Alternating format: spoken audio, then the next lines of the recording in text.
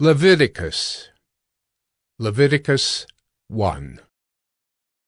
The Lord called Moses and spoke to him from the tent of meeting, saying, Speak to the people of Israel and say to them, When any one of you brings an offering to the Lord, you shall bring your offering of livestock from the herd or from the flock. If his offering is a burnt offering from the herd, he shall offer a male without blemish. He shall bring it to the entrance of the tent of meeting, that he may be accepted before the Lord. He shall lay his hand on the head of the burnt offering, and it shall be accepted for him to make atonement for him. Then he shall kill the bull before the Lord, and Aaron's sons, the priests, shall bring the blood and throw the blood against the sides of the altar that is at the entrance of the tent of meeting. Then he shall flay the burnt offering and cut it into pieces. And the sons of Aaron, the priest, shall put fire on the altar and arrange wood on the fire. And Aaron's sons, the priests, shall arrange the pieces, the head and the fat on the wood that is on the fire on the altar. But its entrails and its legs he shall wash with water. And the priest shall burn all of it on the altar, as a burnt offering, a food offering, with a pleasing aroma to the Lord. If his gift for a burnt offering is from the flock, from the sheep or goats, he shall bring a male without blemish, and he shall kill it on the north side of the altar before the Lord. And Aaron's sons, the priests, shall throw its blood against the sides of the altar. And he shall cut it into pieces, with its head and its fat, and the priest shall arrange them on the wood that is on the fire on the altar.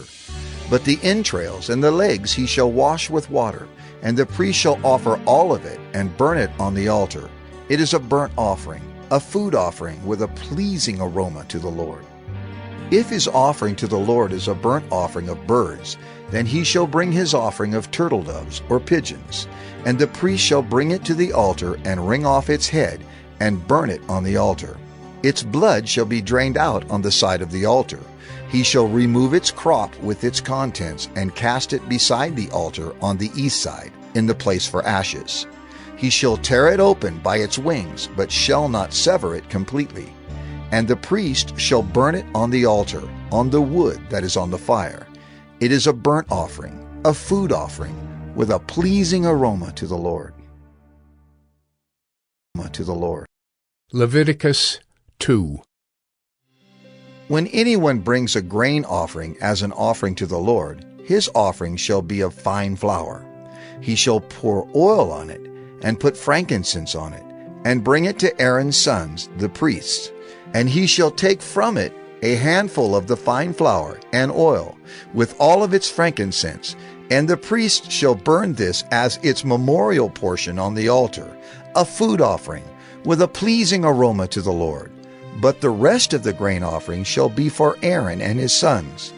It is a most holy part of the Lord's food offerings. When you bring a grain offering baked in the oven as an offering, it shall be unleavened loaves of fine flour mixed with oil, or unleavened wafers smeared with oil. And if your offering is a grain offering baked on a griddle, it shall be of fine flour, unleavened, mixed with oil. You shall break it in pieces and pour oil on it. It is a grain offering. And if your offering is a grain offering cooked in a pan, it shall be made of fine flour with oil. And you shall bring the grain offering that is made of these things to the Lord. And when it is presented to the priest, he shall bring it to the altar. And the priest shall take from the grain offering its memorial portion, and burn this on the altar, a food offering with a pleasing aroma to the Lord. But the rest of the grain offering shall be for Aaron and his sons. It is a most holy part of the Lord's food offerings. No grain offering that you bring to the Lord shall be made with leaven, for you shall burn no leaven nor any honey as a food offering to the Lord. As an offering of firstfruits you may bring them to the Lord, but they shall not be offered on the altar for a pleasing aroma. You shall season all your grain offerings with salt. You shall not let the salt of the covenant with your God be missing from your grain offering. With all your offerings you shall offer salt. If you offer a grain offering of firstfruits to the Lord, you shall offer for the grain offering of your firstfruits fresh ears, roasted with fire, crushed new grain, and you shall put oil on it and lay frankincense on it, It is a grain offering. And the priest shall burn as its memorial portion some of the crushed grain, and some of the oil with all of its frankincense. It is a food offering to the Lord. Leviticus 3. If his offering is a sacrifice of peace offering, if he offers an animal from the herd, male or female, he shall offer it without blemish before the Lord. And he shall lay his hand on the head of his offering and kill it at the entrance of the tent of meeting. And Aaron's sons, the priests, shall throw the blood against the sides of the altar. And from the sacrifice of the peace offering, as a food offering to the Lord, he shall offer the fat covering the entrails, and all the fat that is on the entrails, and the 2 kidneys with the fat that is on them at the loins, and the long lobe of the liver that he shall remove with the kidneys. Then Aaron's sons shall burn it on the altar on top of the burnt offering which is on the wood on the fire. It is a food offering with a pleasing aroma to the Lord. If his offering for a sacrifice of peace offering to the Lord is an animal from the flock, male or female, he shall offer it without blemish. If he offers a lamb for his offering, then he shall offer it before the Lord. Lay his hand on the head of his offering, and kill it in front of the tent of meeting. And Aaron's sons shall throw its blood against the sides of the altar. Then from the sacrifice of the peace offering he shall offer as a food offering to the Lord its fat. He shall remove the whole fat tail, cut off close to the backbone, and the fat that covers the entrails, and all the fat that is on the entrails, and the 2 kidneys with the fat that is on them at the loins, and the long lobe of the liver that he shall remove with the kidneys. And the priest shall burn it on the altar as a food offering to the Lord. If his offering is a goat, then he shall offer it before the Lord, and lay his hand on its head and kill it in front of the tent of meeting. And the sons of Aaron shall throw its blood against the sides of the altar. Then he shall offer from it as his offering for a food offering to the Lord the fat covering the entrails, and all the fat that is on the entrails, and the 2 kidneys with the fat that is on them at the loins, and the long lobe of the liver that he shall remove with the kidneys. And the priest shall burn them on the altar as a food offering with a pleasing aroma. All fat is the Lord's. It shall be a statute forever throughout your generations, in all your dwelling places, that you eat neither fat nor blood. Leviticus 4. And the Lord spoke to Moses, saying, Speak to the people of Israel, saying, If anyone sins unintentionally in any of the Lord's commandments about things not to be done, and does any one of them, if it is the anointed priest who sins, thus bringing guilt on the people, then he shall offer for the sin that he has committed a bull from the herd without blemish to the Lord for a sin offering. He shall bring the bull to the entrance of the tent of meeting before the Lord, and lay his hand on the head of the bull, and kill the bull before the Lord. And the anointed priest shall take some of the blood of the bull, and bring it into the tent of meeting. And the priest shall dip his finger in the blood, and sprinkle part of the blood 7 times before the Lord, in front of the veil of the sanctuary. And the priest shall put some of the blood on the horns of the altar of fragrant incense before the Lord, that is in the tent of meeting. And all the rest of the blood of the bull he shall pour out at the base of the altar of burnt offering, that is at the entrance of the tent of meeting. And all the fat of the bull of this sin offering he shall remove from it, the fat that covers the entrails, and all the fat that is on the entrails, and the 2 kidneys with the fat that is on them at the loins, and the long lobe of the liver that he shall remove with the kidneys, just as these are taken from the ox of the sacrifice of the peace offerings. And the priest shall burn them on the altar of burnt offering. But the skin of the bull, and all its flesh with its head, its legs, its entrails, and its dung, all the rest of the bull he shall carry outside the camp to a clean place, to the ash heap, and shall burn it up on a fire of wood. On the ash heap it shall be burned up. If the whole congregation of Israel sins unintentionally, and the thing is hidden from the eyes of the assembly, and they do any one of the things that by the Lord's commandments ought not to be done, and they realize their guilt, when the sin which they have committed becomes known, The assembly shall offer a bull from the herd for a sin offering, and bring it in front of the tent of meeting. And the elders of the congregation shall lay their hands on the head of the bull before the Lord, and the bull shall be killed before the Lord. Then the anointed priest shall bring some of the blood of the bull into the tent of meeting, and the priest shall dip his finger in the blood and sprinkle it 7 times before the Lord in front of the veil. And he shall put some of the blood on the horns of the altar that is in the tent of meeting before the Lord. And the rest of the blood he shall pour out at the base of the altar of burnt offering, that is at the entrance of the tent of meeting. And all its fat he shall take from it and burn on the altar. Thus shall he do with the bull, as he did with the bull of the sin offering, so shall he do with this. And the priest shall make atonement for them, and they shall be forgiven. And he shall carry the bull outside the camp and burn it up as he burned the first bull. It is the sin offering for the assembly. When a leader sins, doing unintentionally any one of all the things that by the commandments of the Lord his God ought not to be done, and realizes his guilt, or the sin which he has committed is made known to him, he shall bring as his offering a goat, a male without blemish, and shall lay his hand on the head of the goat and kill it in the place where they kill the burnt offering before the Lord. It is a sin offering.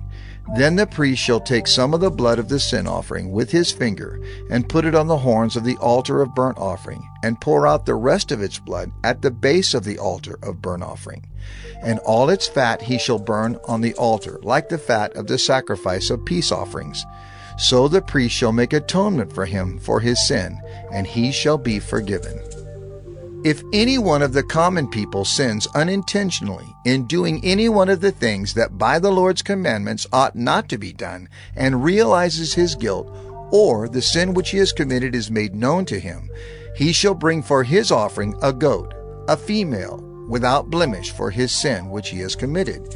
And he shall lay his hand on the head of the sin offering, and kill the sin offering in the place of burnt offering. And the priest shall take some of its blood with his finger, and put it on the horns of the altar of burnt offering, and pour out all the rest of its blood at the base of the altar. And all its fat he shall remove, as the fat is removed from the peace offerings.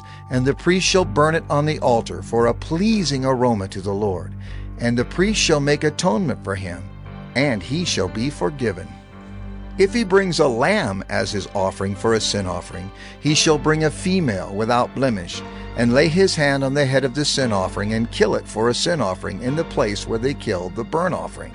Then the priest shall take some of the blood of the sin offering with his finger, and put it on the horns of the altar of burnt offering, and pour out all the rest of its blood at the base of the altar. And all its fat he shall remove, as the fat of the lamb is removed from the sacrifice of peace offerings. And the priest shall burn it on the altar, on top of the Lord's food offerings. And the priest shall make atonement for him for the sin which he has committed, and he shall be forgiven. Leviticus 5. If anyone sins in that he hears a public adjuration to testify, and though he is a witness whether he has seen or come to know the matter, yet does not speak, he shall bear his iniquity. Or if anyone touches an unclean thing, whether a carcass of an unclean wild animal, or a carcass of unclean livestock, or a carcass of unclean swarming things, and it is hidden from him, and he has become unclean, and he realizes his guilt, or if he touches human uncleanness, of whatever sort the uncleanness may be with which one becomes unclean, and it is hidden from him, when he comes to know it and realizes his guilt, or if anyone utters with his lips a rash oath to do evil or to do good, any sort of rash oath that people swear, and it is hidden from him, when he comes to know it and he realizes his guilt in any of these, when he realizes his guilt in any of these and confesses the sin he has committed, he shall bring to the Lord as his compensation for the sin that he has committed a female from the flock, a lamb or a goat for a sin offering, and the priest shall make atonement for him for his sin. But if he cannot afford a lamb, then he shall bring to the Lord as his compensation for the sin that he has committed 2 turtle doves or 2 pigeons, one for a sin offering and the other for a burnt offering. He shall bring them to the priest, who shall offer first the one for the sin offering. He shall wring its head from its neck, but shall not sever it completely. And he shall sprinkle some of the blood of the sin offering on the side of the altar, while the rest of the blood shall be drained out at the base of the altar. It is a sin offering. Then he shall offer the second for a burnt offering according to the rule, and the priest shall make atonement for him for the sin that he has committed, and he shall be forgiven. But if he cannot afford 2 turtle doves or 2 pigeons, then he shall bring as his offering for the sin that he has committed 1/10 of an ephah of fine flour for a sin offering.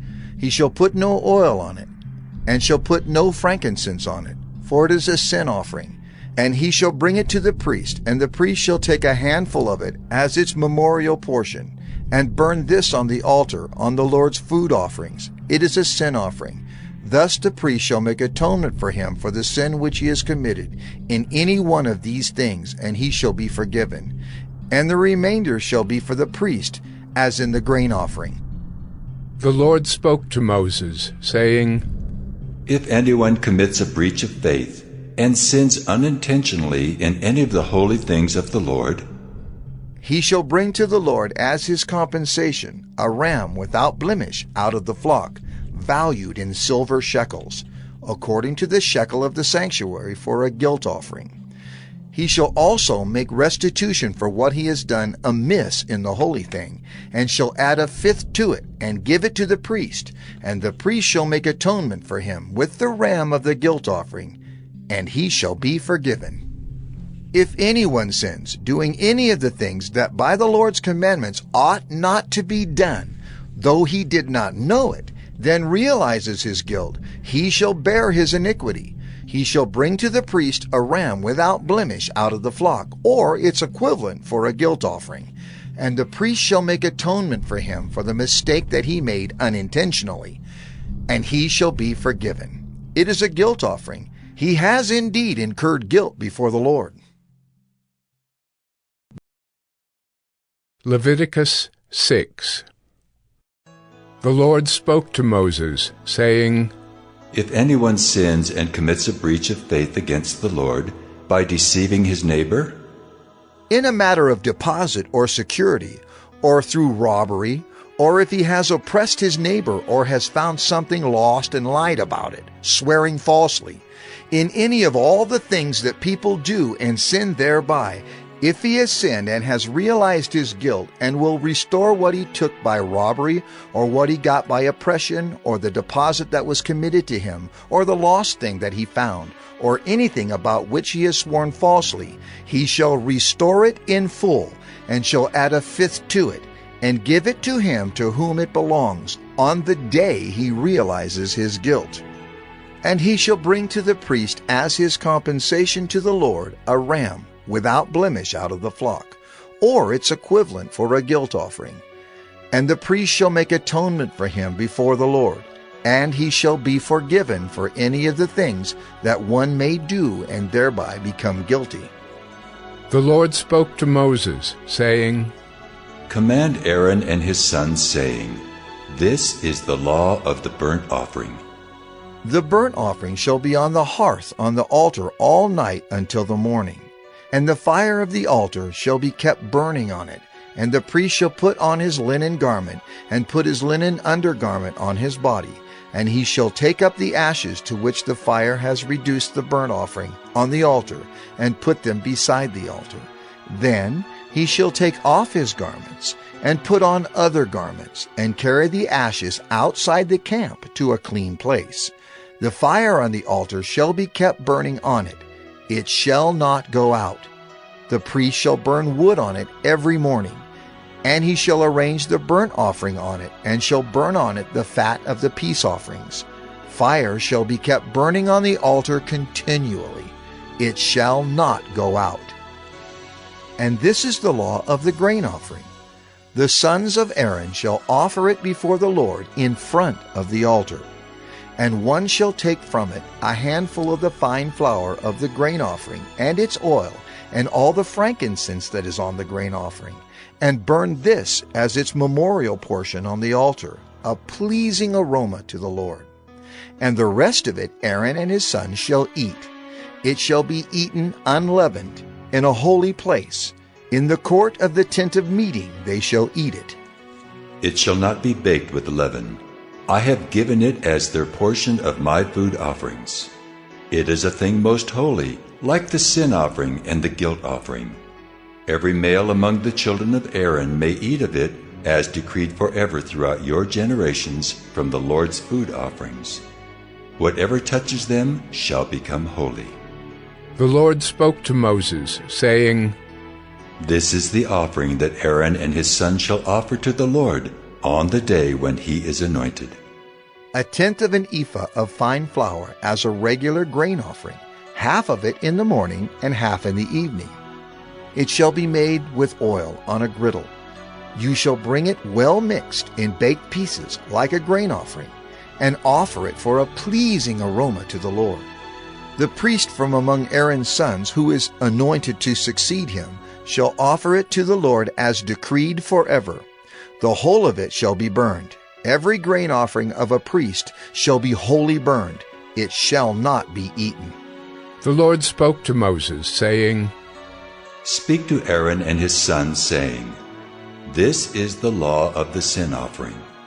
In the place where the burnt offering is killed shall the sin offering be killed before the Lord. It is most holy. The priest who offers it for sin shall eat it. In a holy place it shall be eaten, in the court of the tent of meeting. Whatever touches its flesh shall be holy. And when any of its blood is splashed on a garment, you shall wash that on which it was splashed in a holy place. And the earthenware vessel in which it is boiled shall be broken. But if it is boiled in a bronze vessel, that shall be scoured and rinsed in water. Every male among the priests may eat of it. It is most holy. But no sin offering shall be eaten from which any blood is brought into the tent of meeting to make atonement in the holy place. It shall be burned up with fire. Leviticus 7. This is the law of the guilt offering. It is most holy. In the place where they kill the burnt offering, they shall kill the guilt offering, and its blood shall be thrown against the sides of the altar, and all its fat shall be offered, the fat tail, the fat that covers the entrails, the 2 kidneys with the fat that is on them at the loins, and the long lobe of the liver that he shall remove with the kidneys. The priest shall burn them on the altar as a food offering to the Lord. It is a guilt offering. Every male among the priests may eat of it. It shall be eaten in a holy place. It is most holy. The guilt offering is just like the sin offering. There is one law for them. The priest who makes atonement with it shall have it. And the priest who offers any man's burnt offering shall have for himself the skin of the burnt offering that he has offered. And every grain offering baked in the oven, and all that is prepared on a pan or a griddle, shall belong to the priest who offers it. And every grain offering mixed with oil or dry shall be shared equally among all the sons of Aaron. And this is the law of the sacrifice of peace offerings, that one may offer to the Lord. If he offers it for a thanksgiving, then he shall offer with the thanksgiving sacrifice unleavened loaves mixed with oil, unleavened wafers smeared with oil, and loaves of fine flour well mixed with oil. With the sacrifice of his peace offerings for thanksgiving he shall bring his offering with loaves of leavened bread. And from it he shall offer 1 loaf from each offering, as a gift to the Lord. It shall belong to the priest who throws the blood of the peace offerings. And the flesh of the sacrifice of his peace offerings for thanksgiving shall be eaten on the day of his offering. He shall not leave any of it until the morning. But if the sacrifice of his offering is a vow offering or a free will offering, it shall be eaten on the day that he offers his sacrifice, and on the next day what remains of it shall be eaten. But what remains of the flesh of the sacrifice on the 3rd day shall be burned up with fire. If any of the flesh of the sacrifice of his peace offering is eaten on the 3rd day, he who offers it shall not be accepted, neither shall it be credited to him. It is tainted, and he who eats of it shall bear his iniquity. Flesh that touches any unclean thing shall not be eaten. It shall be burned up with fire. All who are clean may eat flesh, but the person who eats of the flesh of the sacrifice of the Lord's peace offerings, while an uncleanness is on him, that person shall be cut off from his people. And if anyone touches an unclean thing, whether human uncleanness or an unclean beast or any unclean detestable creature, and then eats some flesh from the sacrifice of the Lord's peace offerings, that person shall be cut off from his people. The Lord spoke to Moses, saying, Speak to the people of Israel, saying, You shall eat no fat of ox or sheep or goat. The fat of an animal that dies of itself, and the fat of one that is torn by beasts, may be put to any other use, but on no account shall you eat it. For every person who eats of the fat of an animal of which a food offering may be made to the Lord shall be cut off from his people. Moreover, you shall eat no blood whatever, whether of fowl or of animal, in any of your dwelling places. Whoever eats any blood, that person shall be cut off from his people. The Lord spoke to Moses, saying, Speak to the people of Israel, saying, Whoever offers the sacrifice of his peace offerings to the Lord shall bring his offering to the Lord from the sacrifice of his peace offerings. His own hands shall bring the Lord's food offerings. He shall bring the fat with the breast, that the breast may be waved as a wave offering before the Lord. The priest shall burn the fat on the altar, but the breast shall be for Aaron and his sons. And the right thigh you shall give to the priest as a contribution from the sacrifice of your peace offerings.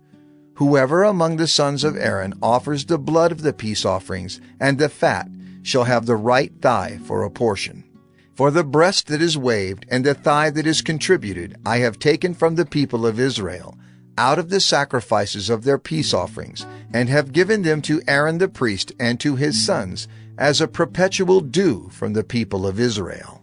This is the portion of Aaron and of his sons from the Lord's food offerings, from the day they were presented to serve as priests of the Lord. The Lord commanded this to be given them by the people of Israel. From the day that he anointed them, it is a perpetual due throughout their generations.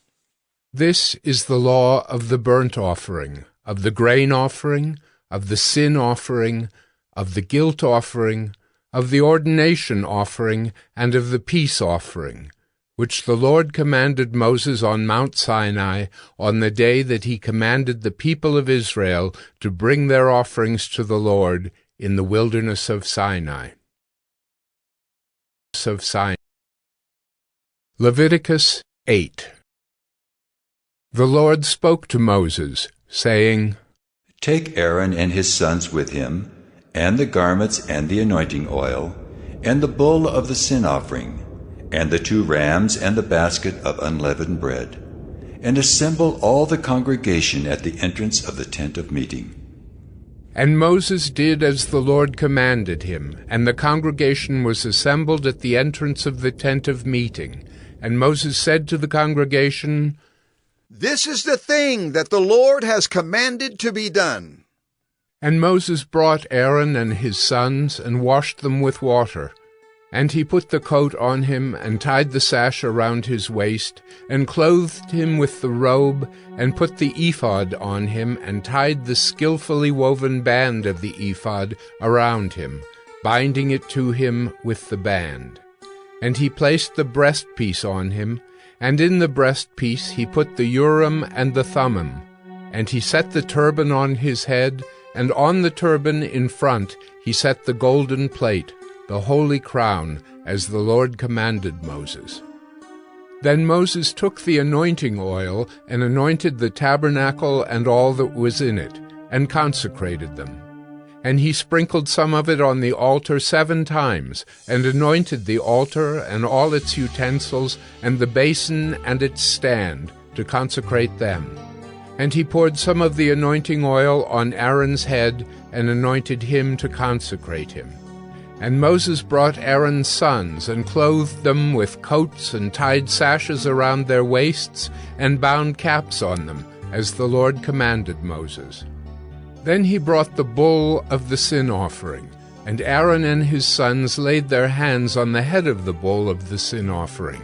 And he killed it, and Moses took the blood, and with his finger put it on the horns of the altar around it, and purified the altar, and poured out the blood at the base of the altar, and consecrated it to make atonement for it. And he took all the fat that was on the entrails, and the long lobe of the liver, and the 2 kidneys with their fat, and Moses burned them on the altar. But the bull, and its skin, and its flesh, and its dung, he burned up with fire outside the camp, as the Lord commanded Moses. Then he presented the ram of the burnt offering, and Aaron and his sons laid their hands on the head of the ram, and he killed it. And Moses threw the blood against the sides of the altar.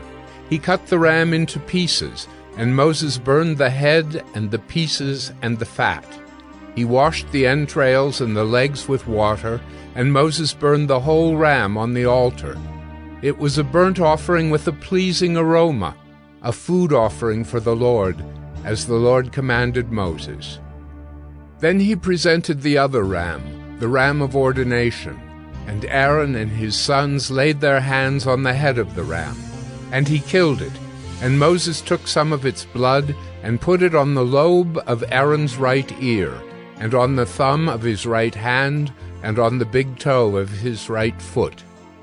Then he presented Aaron's sons, and Moses put some of the blood on the lobes of their right ears, and on the thumbs of their right hands, and on the big toes of their right feet. And Moses threw the blood against the sides of the altar. Then he took the fat and the fat tail, and all the fat that was on the entrails, and the long lobe of the liver, and the 2 kidneys with their fat, and the right thigh. And out of the basket of unleavened bread that was before the Lord, he took 1 unleavened loaf, and 1 loaf of bread with oil, and 1 wafer, and placed them on the pieces of fat and on the right thigh. And he put all these in the hands of Aaron and in the hands of his sons, and waved them as a wave offering before the Lord. Then Moses took them from their hands and burned them on the altar with the burnt offering. This was an ordination offering with a pleasing aroma, a food offering to the Lord. And Moses took the breast and waved it for a wave offering before the Lord. It was Moses' portion of the ram of ordination, as the Lord commanded Moses. Then Moses took some of the anointing oil and of the blood that was on the altar, and sprinkled it on Aaron and his garments, and also on his sons and his sons' garments. So he consecrated Aaron and his garments, and his sons' garments with him. And Moses said to Aaron and his sons, Boil the flesh at the entrance of the tent of meeting, and there eat it, and the bread that is in the basket of ordination offerings, as I commanded, saying, Aaron and his sons shall eat it, and what remains of the flesh and the bread you shall burn up with fire. And you shall not go outside the entrance of the tent of meeting for 7 days, until the days of your ordination are completed, for it will take 7 days to ordain you. As has been done today, the Lord has commanded to be done to make atonement for you. At the entrance of the tent of meeting you shall remain day and night for 7 days, performing what the Lord has charged, so that you do not die. For so I have been commanded. And Aaron and his sons did all the things that the Lord commanded by Moses. Leviticus 9. On the 8th day Moses called Aaron and his sons and the elders of Israel, and he said to Aaron, Take for yourself a bull calf for a sin offering, and a ram for a burnt offering, both without blemish, and offer them before the Lord, and say to the people of Israel, Take a male goat for a sin offering, and a calf and a lamb, both a year old without blemish, for a burnt offering, and an ox and a ram for peace offerings, to sacrifice before the Lord, and a grain offering mixed with oil. For today the Lord will appear to you. And they brought what Moses commanded in front of the tent of meeting, and all the congregation drew near and stood before the Lord. And Moses said, "This is the thing that the Lord commanded you to do, that the glory of the Lord may appear to you." Then Moses said to Aaron, "Draw near to the altar and offer your sin offering and your burnt offering, and make atonement for yourself and for the people, and bring the offering of the people and make atonement for them, as the Lord has commanded." So Aaron drew near to the altar and killed the calf of the sin offering, which was for himself. And the sons of Aaron presented the blood to him, and he dipped his finger in the blood, and put it on the horns of the altar, and poured out the blood at the base of the altar. But the fat and the kidneys and the long lobe of the liver from the sin offering he burned on the altar, as the Lord commanded Moses. The flesh and the skin he burned up with fire outside the camp. Then he killed the burnt offering, and Aaron's sons handed him the blood, and he threw it against the sides of the altar. And they handed the burnt offering to him, piece by piece, and the head, and he burned them on the altar. And he washed the entrails and the legs, and burned them with the burnt offering on the altar.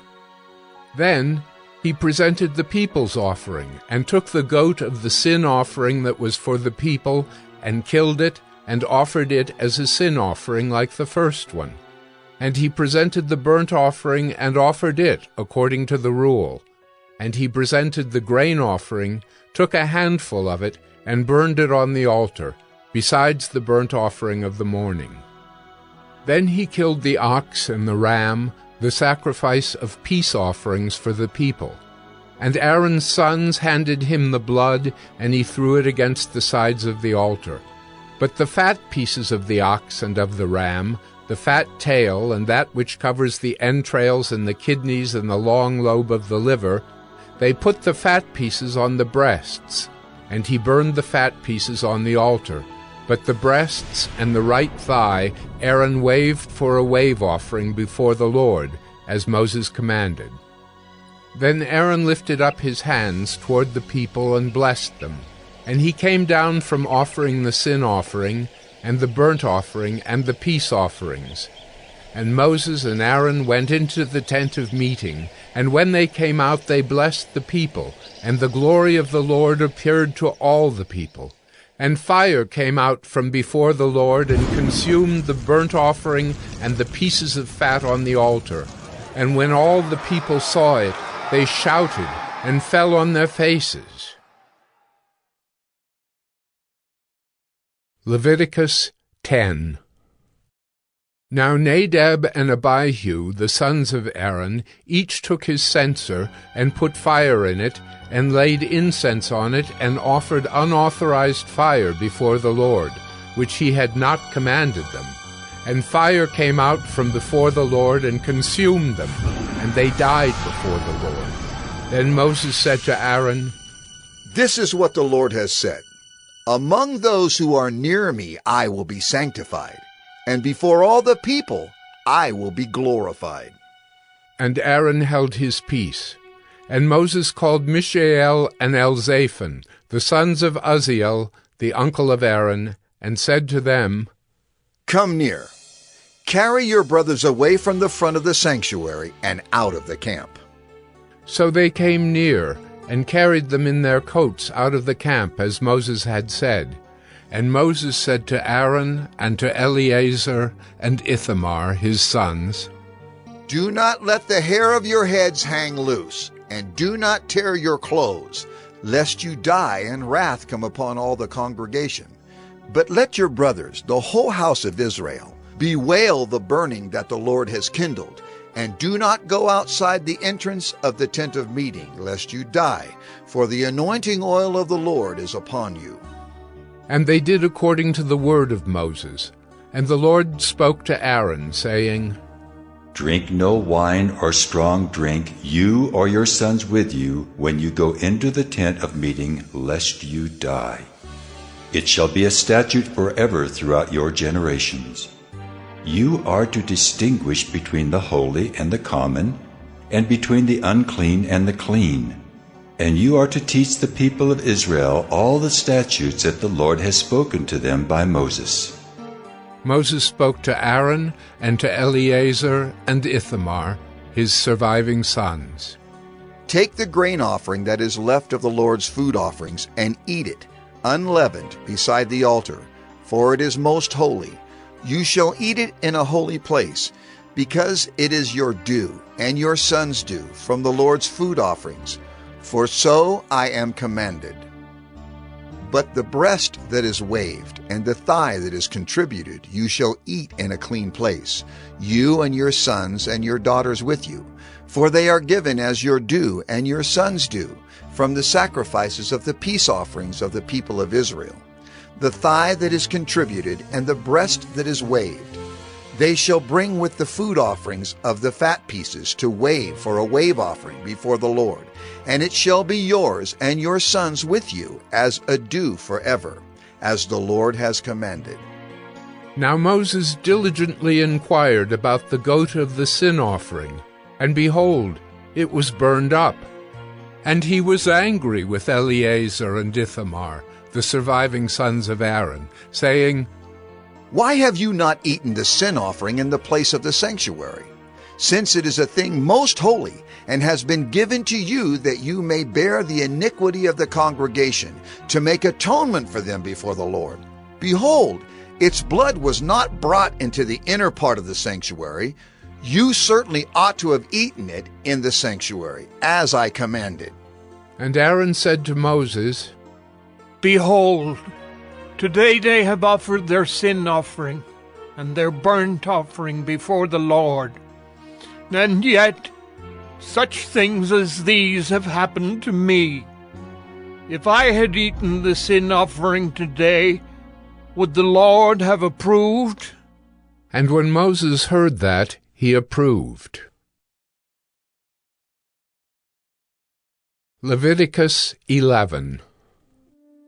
And the Lord spoke to Moses and Aaron, saying to them, Speak to the people of Israel, saying, These are the living things that you may eat among all the animals that are on the earth.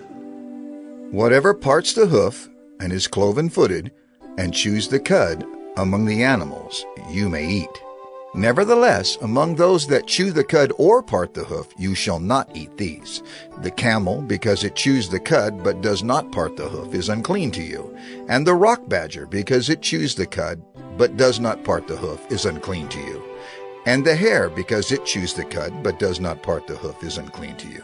And the pig, because it parts the hoof and is cloven-footed but does not chew the cud, is unclean to you. You shall not eat any of their flesh, and you shall not touch their carcasses. They are unclean to you. These you may eat, of all that are in the waters, everything in the waters that has fins and scales, whether in the seas or in the rivers, you may eat. But anything in the seas or the rivers that has not fins and scales, of the swarming creatures in the waters and of the living creatures that are in the waters, is detestable to you. You shall regard them as detestable. You shall not eat any of their flesh, and you shall detest their carcasses. Everything in the waters that has not fins and scales is detestable to you. And these you shall detest among the birds. They shall not be eaten. They are detestable. The eagle, the bearded vulture, the black vulture, the kite, the falcon of any kind, every raven of any kind, the ostrich, the nighthawk, the seagull, the hawk of any kind, the little owl, the cormorant, the short-eared owl, the barn owl, the tawny owl, the carrion vulture, the stork, the heron of any kind, the hoopoe, and the bat. All winged insects that go on all fours are detestable to you. Yet among the winged insects that go on all fours, you may eat those that have jointed legs above their feet, with which to hop on the ground. Of them you may eat the locust of any kind, the bald locust of any kind, the cricket of any kind, and the grasshopper of any kind. But all other winged insects that have 4 feet are detestable to you. And by these you shall become unclean. Whoever touches their carcass shall be unclean until the evening, and whoever carries any part of their carcass shall wash his clothes and be unclean until the evening. Every animal that parts the hoof but is not cloven-footed or does not chew the cud is unclean to you. Everyone who touches them shall be unclean. And all that walk on their paws among the animals that go on all fours are unclean to you. Whoever touches their carcass shall be unclean until the evening. And he who carries their carcass shall wash his clothes and be unclean until the evening. They are unclean to you. And these are unclean to you among the swarming things that swarm on the ground, the mole rat, the mouse, the great lizard of any kind, the gecko, the monitor lizard, the sand lizard, and the chameleon. These are unclean to you among all that swarm. Whoever touches them when they are dead shall be unclean until the evening. And anything on which any of them falls when they are dead shall be unclean. Whether it is an article of wood, or a garment, or a skin, or a sack, any article that is used for any purpose, it must be put into water, and it shall be unclean until the evening. Then it shall be clean. And if any of them falls into any earthenware vessel, all that is in it shall be unclean, and you shall break it. Any food in it that could be eaten, on which water comes, shall be unclean. And all drink that could be drunk from every such vessel shall be unclean. And everything on which any part of their carcass falls shall be unclean. Whether oven or stove, it shall be broken in pieces. They are unclean and shall remain unclean for you. Nevertheless, a spring or a cistern holding water shall be clean, but whoever touches a carcass in them shall be unclean. And if any part of their carcass falls upon any seed grain that is to be sown, it is clean. But if water is put on the seed, and any part of their carcass falls on it, it is unclean to you. And if any animal which you may eat dies, whoever touches its carcass shall be unclean until the evening. And whoever eats of its carcass shall wash his clothes and be unclean until the evening.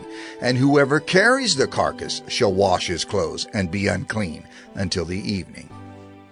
Every swarming thing that swarms on the ground is detestable. It shall not be eaten.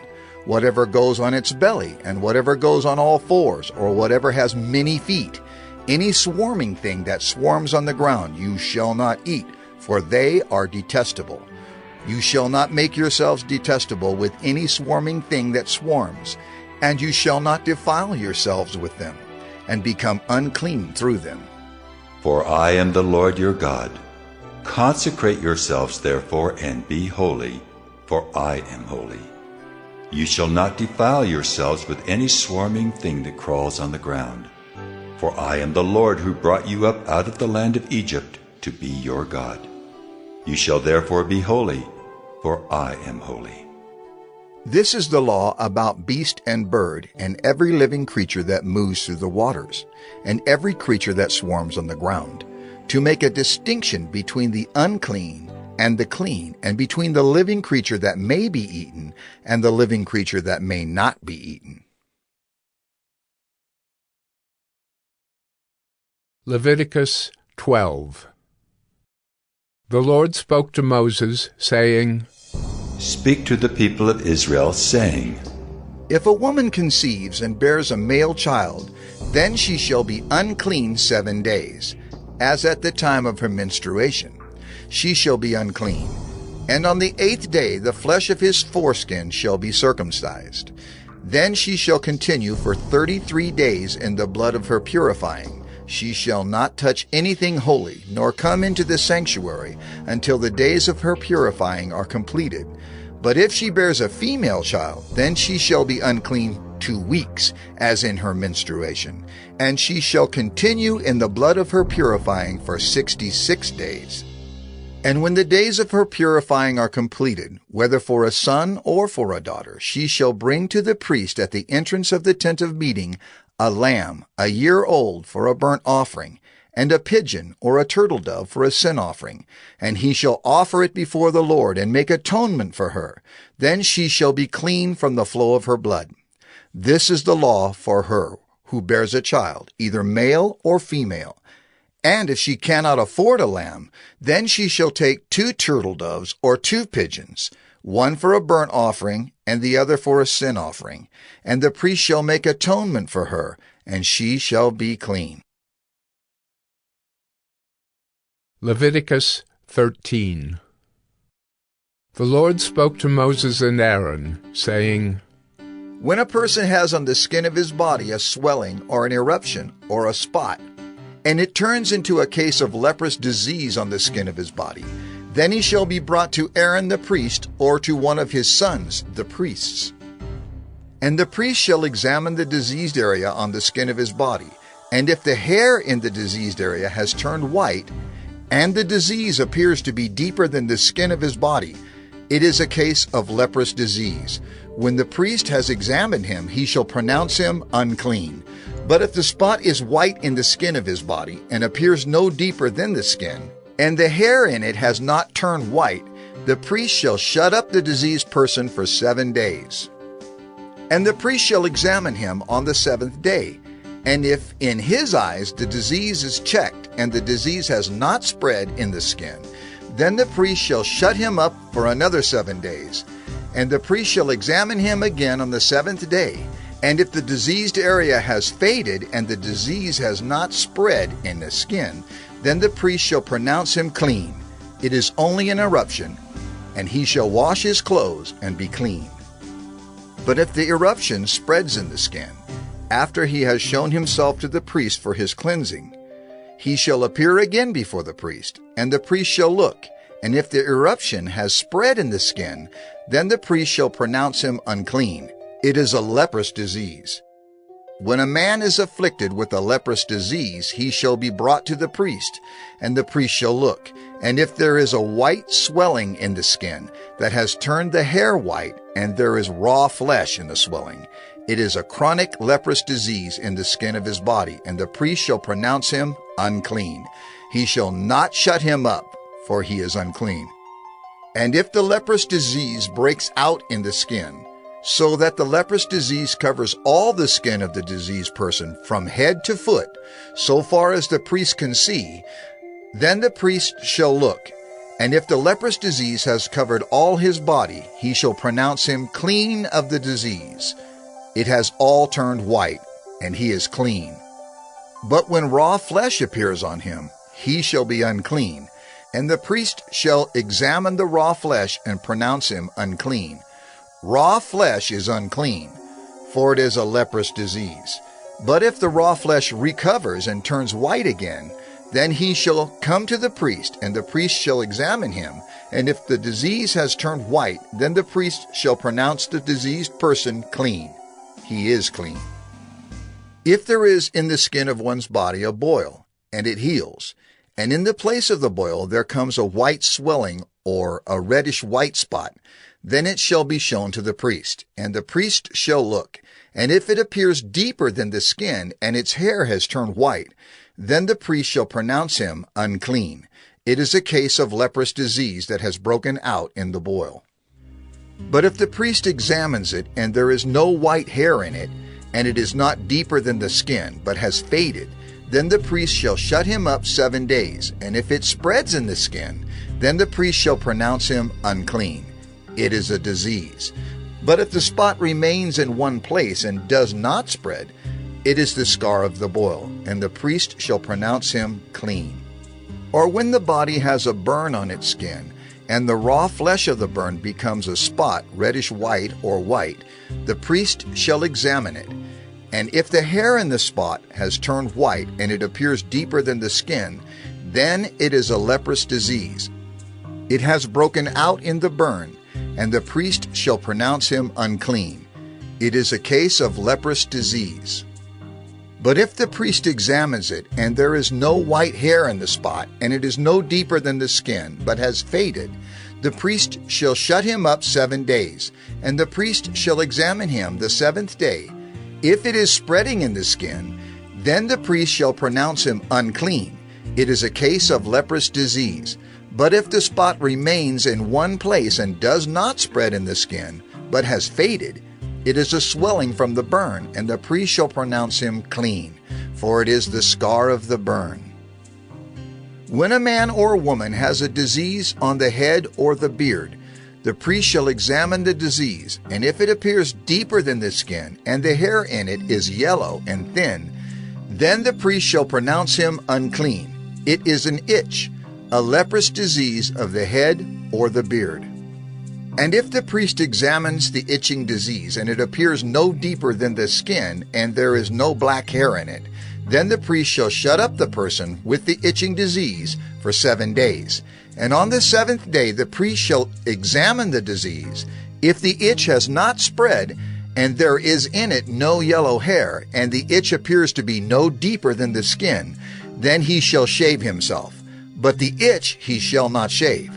And the priest shall shut up the person with the itching disease for another 7 days. And on the 7th day the priest shall examine the itch, and if the itch has not spread in the skin, and it appears to be no deeper than the skin, then the priest shall pronounce him clean, and he shall wash his clothes and be clean. But if the itch spreads in the skin after his cleansing, then the priest shall examine him. And if the itch has spread in the skin, the priest need not seek for the yellow hair. He is unclean. But if in his eyes the itch is unchanged, and black hair has grown in it, the itch is healed, and he is clean, and the priest shall pronounce him clean. When a man or a woman has spots on the skin of the body, white spots, the priest shall look, and if the spots on the skin of the body are of a dull white, it is leukoderma that is broken out in the skin. He is clean. If a man's hair falls out from his head, he is bald. He is clean. And if a man's hair falls out from his forehead, he has baldness of the forehead. He is clean. But if there is on the bald head or the bald forehead a reddish-white diseased area, it is a leprous disease breaking out on his bald head or his bald forehead. Then the priest shall examine him, and if the diseased swelling is reddish-white on his bald head or on his bald forehead, like the appearance of leprous disease in the skin of the body, he is a leprous man. He is unclean. The priest must pronounce him unclean. His disease is on his head. The leprous person who has the disease shall wear torn clothes, and let the hair of his head hang loose. And he shall cover his upper lip and cry out, "Unclean! Unclean!" He shall remain unclean as long as he has the disease. He is unclean. He shall live alone. His dwelling shall be outside the camp. When there is a case of leprous disease in a garment, whether a woolen or a linen garment, in warp or woof of linen or wool, or in a skin, or in anything made of skin, if the disease is greenish or reddish in the garment, or in the skin, or in the warp or the woof, or in any article made of skin, it is a case of leprous disease, and it shall be shown to the priest. And the priest shall examine the disease, and shut up that which has the disease for 7 days. Then he shall examine the disease on the 7th day. If the disease has spread in the garment, in the warp or the woof, or in the skin, whatever be the use of the skin, the disease is a persistent leprous disease. It is unclean.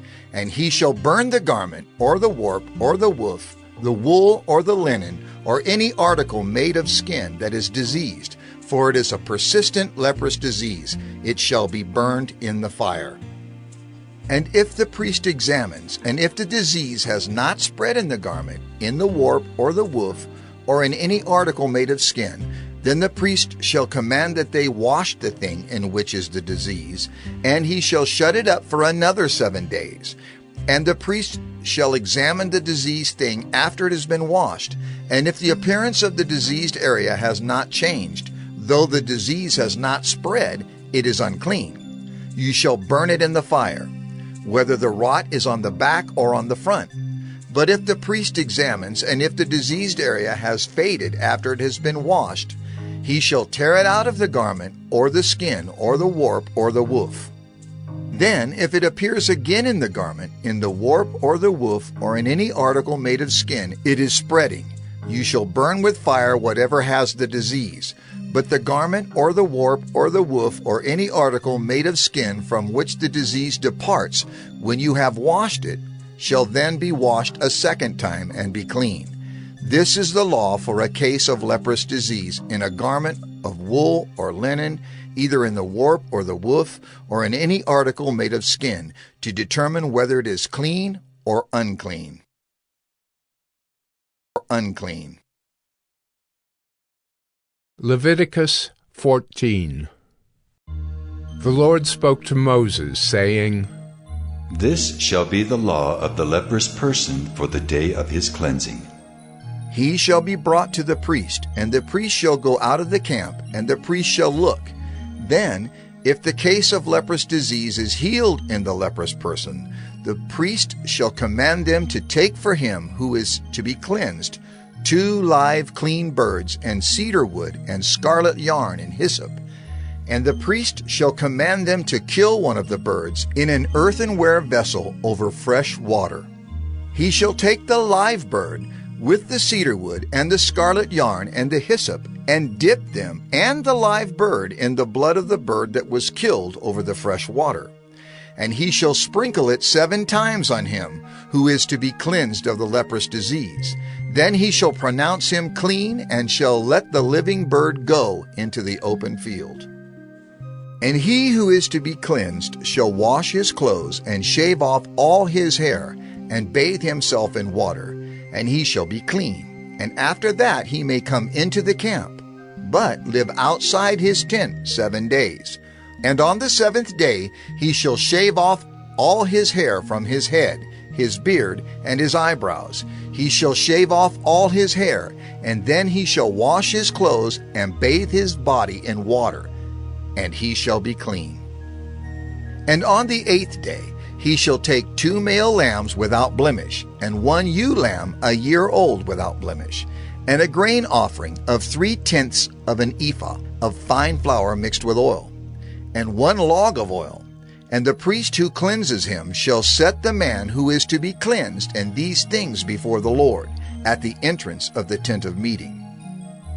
And the priest shall take 1 of the male lambs and offer it for a guilt offering, along with the log of oil, and wave them for a wave offering before the Lord. And he shall kill the lamb in the place where they kill the sin offering and the burnt offering, in the place of the sanctuary. For the guilt offering, like the sin offering, belongs to the priest. It is most holy. The priest shall take some of the blood of the guilt offering, and the priest shall put it on the lobe of the right ear of him who is to be cleansed, and on the thumb of his right hand, and on the big toe of his right foot. Then the priest shall take some of the log of oil, and pour it into the palm of his own left hand, and dip his right finger in the oil that is in his left hand, and sprinkle some oil with his finger 7 times before the Lord. And some of the oil that remains in his hand the priest shall put on the lobe of the right ear of him who is to be cleansed, and on the thumb of his right hand, and on the big toe of his right foot, on top of the blood of the guilt offering. And the rest of the oil that is in the priest's hand he shall put on the head of him who is to be cleansed. Then the priest shall make atonement for him before the Lord. The priest shall offer the sin offering to make atonement for him who is to be cleansed from his uncleanness, and afterward he shall kill the burnt offering, and the priest shall offer the burnt offering and the grain offering on the altar. Thus the priest shall make atonement for him, and he shall be clean. But if he is poor and cannot afford so much, then he shall take 1 male lamb for a guilt offering to be waved, to make atonement for him, and 1/10 of an ephah of fine flour mixed with oil for a grain offering, and a log of oil. Also 2 turtle doves or 2 pigeons, whichever he can afford. The one shall be a sin offering, and the other a burnt offering. And on the 8th day he shall bring them for his cleansing to the priest, to the entrance of the tent of meeting, before the Lord. And the priest shall take the lamb of the guilt offering and the log of oil, and the priest shall wave them for a wave offering before the Lord. And he shall kill the lamb of the guilt offering, and the priest shall take some of the blood of the guilt offering, and put it on the lobe of the right ear of him who is to be cleansed, and on the thumb of his right hand, and on the big toe of his right foot. And the priest shall pour some of the oil into the palm of his own left hand, and shall sprinkle with his right finger some of the oil that is in his left hand 7 times before the Lord. And the priest shall put some of the oil that is in his hand on the lobe of the right ear of him who is to be cleansed, and on the thumb of his right hand, and on the big toe of his right foot, in the place where the blood of the guilt offering was put. And the rest of the oil that is in the priest's hand he shall put on the head of him who is to be cleansed, to make atonement for him before the Lord. And he shall offer of the turtle doves or pigeons, whichever he can afford, one for a sin offering and the other for a burnt offering, along with a grain offering. And the priest shall make atonement before the Lord for him who is being cleansed. This is the law for him in whom is a case of leprous disease, who cannot afford the offerings for his cleansing.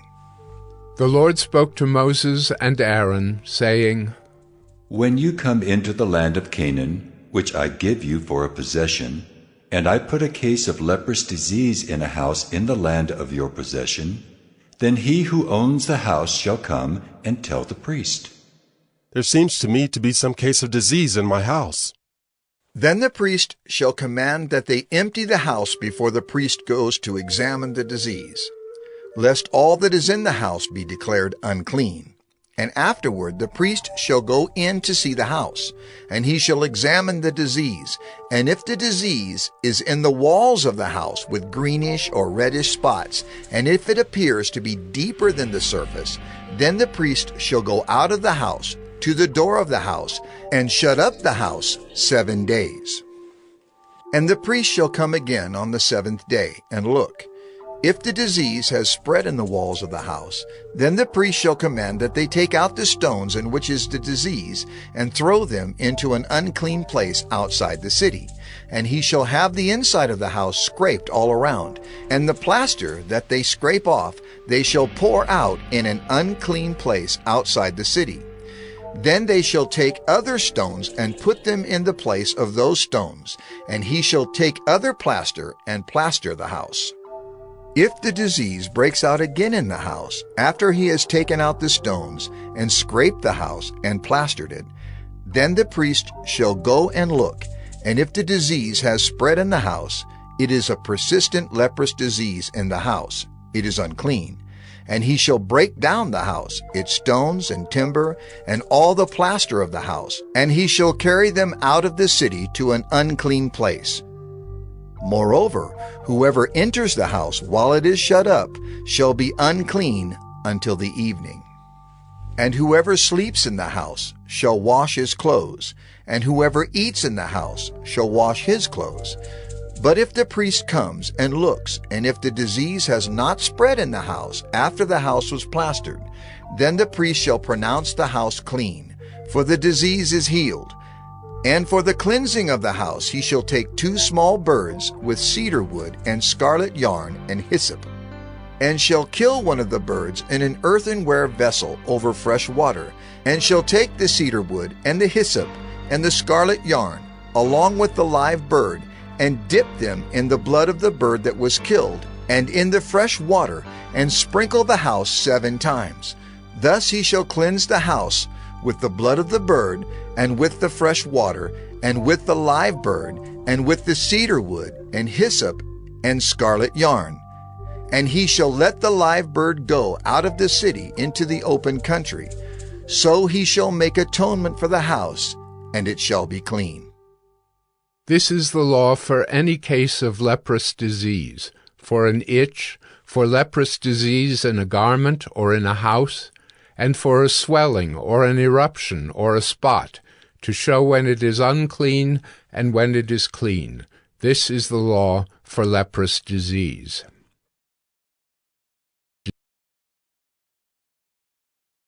Leviticus 15.